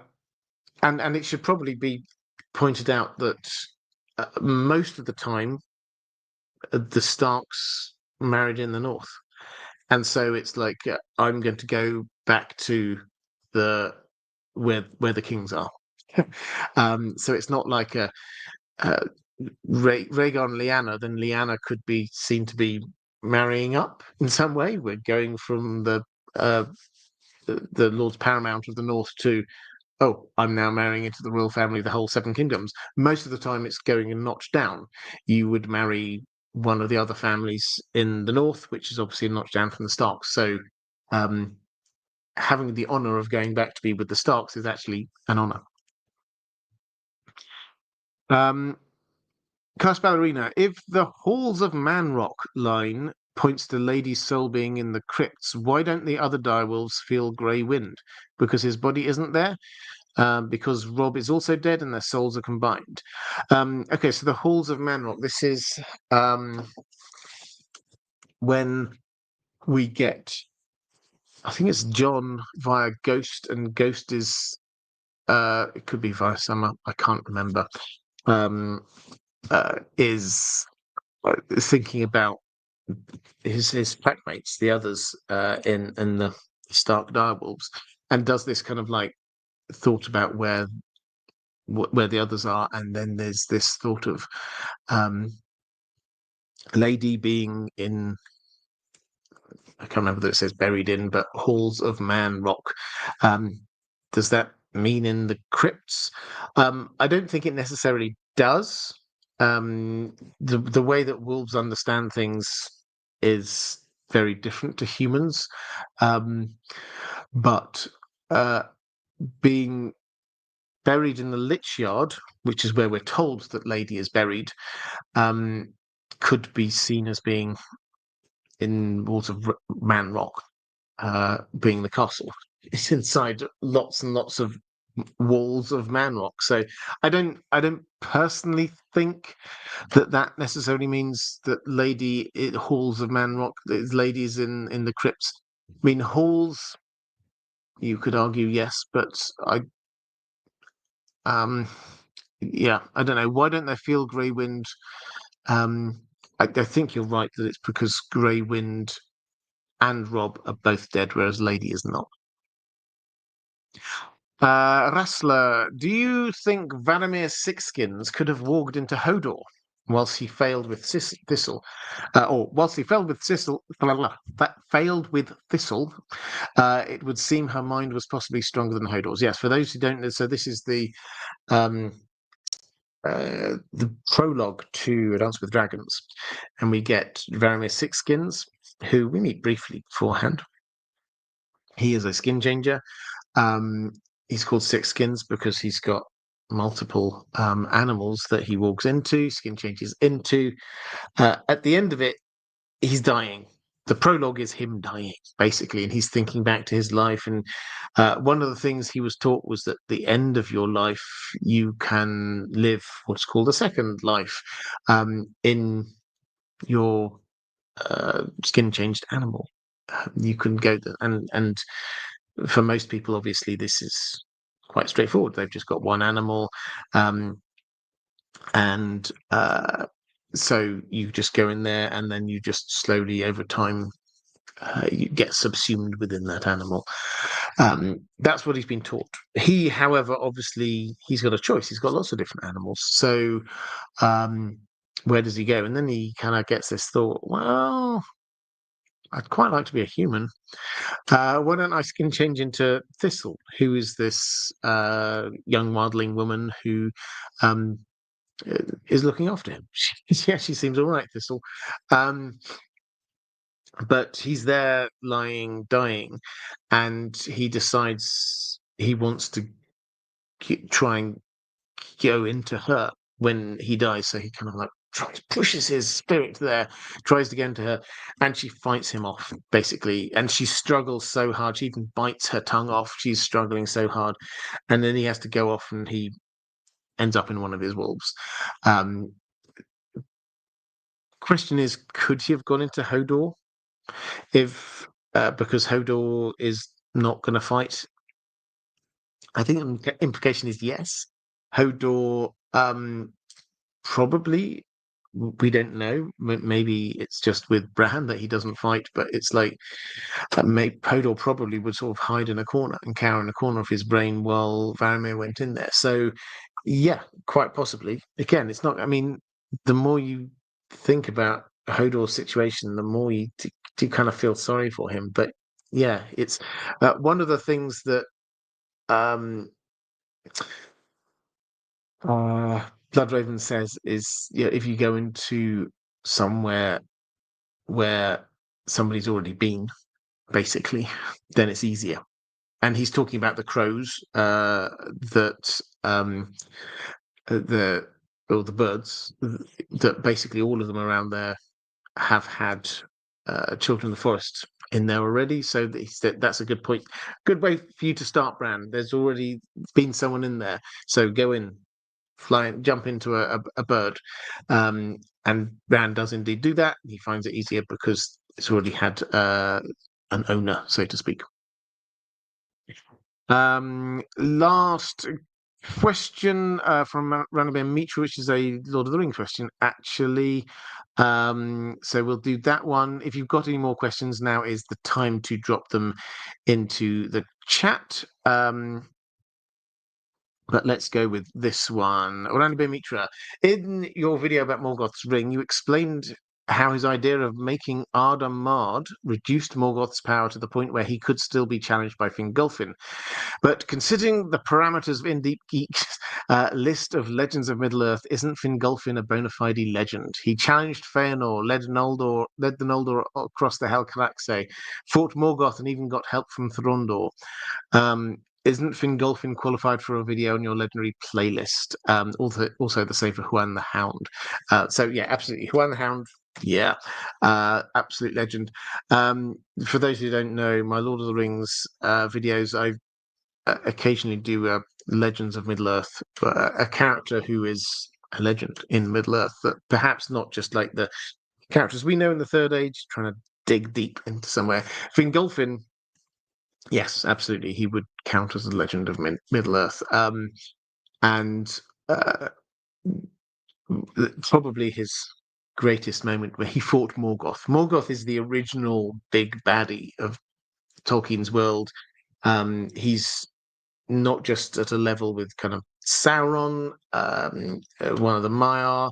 He's one of the Valar level. In fact, he's more powerful than the Valar that we know. So how on earth could Fingolfin fight him and basically win?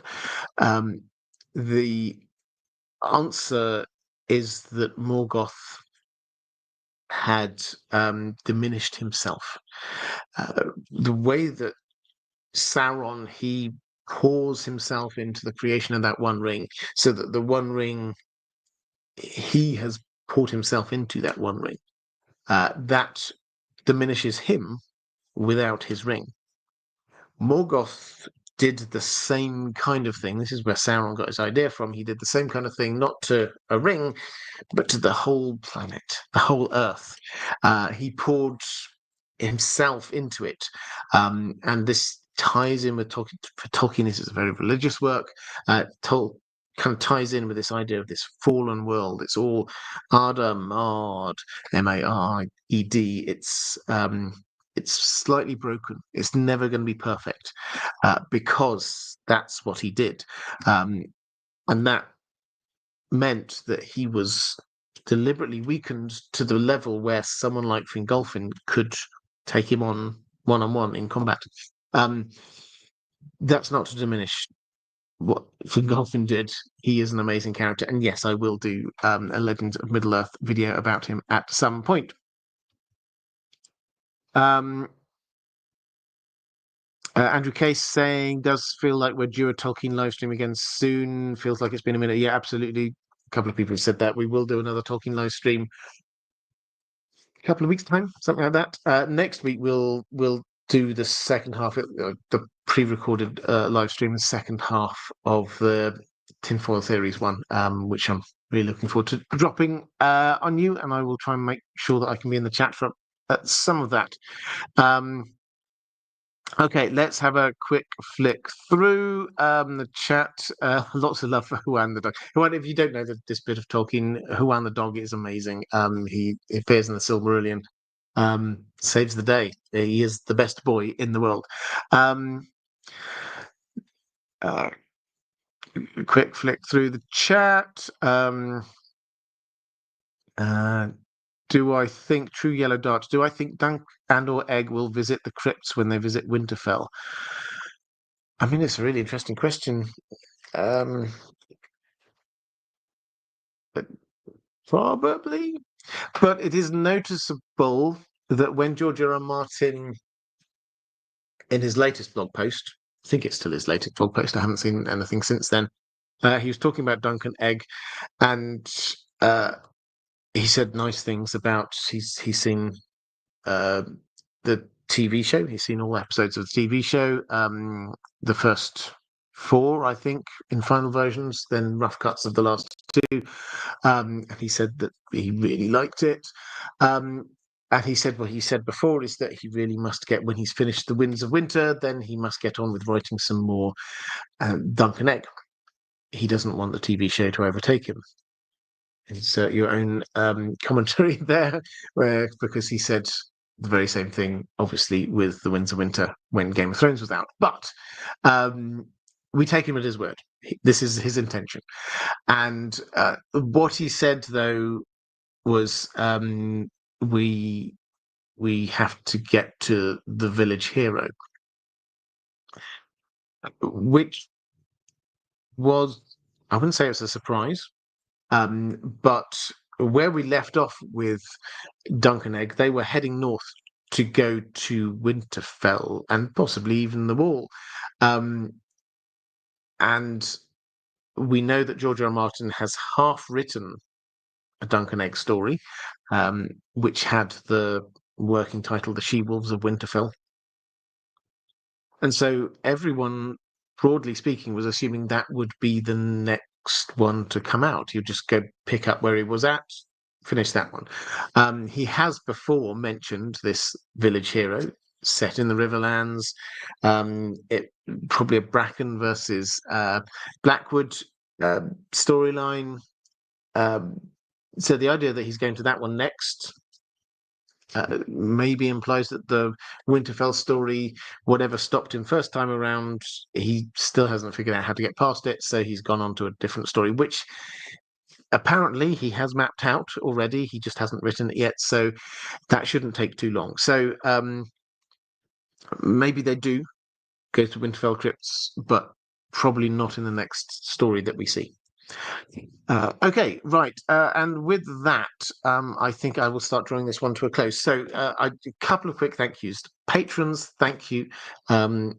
said it before, say it again. I can't do what I do without your help. So thank you so much. Moderators, you are amazing. If you're here in the chat watching this live, please do show them a little bit of love. And on this channel, you might have noticed that I've started up again with the shorts. Let me know what you think about them, by the way. Put something down in the comments afterwards.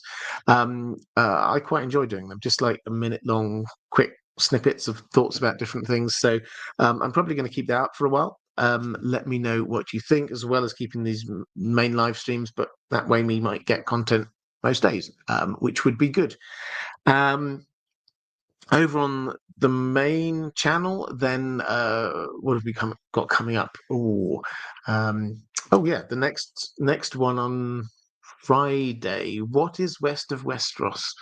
If you've ever wondered, that is the next video we've got coming out. And I've got things about the weirwood trees, finishing off this series that we've got going on about Winterfell, the crypts of Winterfell, and lots more as well. So anyway, that's all to come. We'll be back next week with the tinfoil theories, the second half of the tinfoil theories, which is a whole lot of fun. I did it as a pre-recorded a couple of weeks ago. If you want to see the second half of that, that'll be this time next week. In the meantime, if you're watching this back a little bit later, appearing somewhere around here is going to be a link to other live streams that I've done. Appearing somewhere around here is going to be a link to my Patreon page, which is the best way to support this channel if you wish to do so. That is all for this time. Take care, everyone, and I will see you again soon.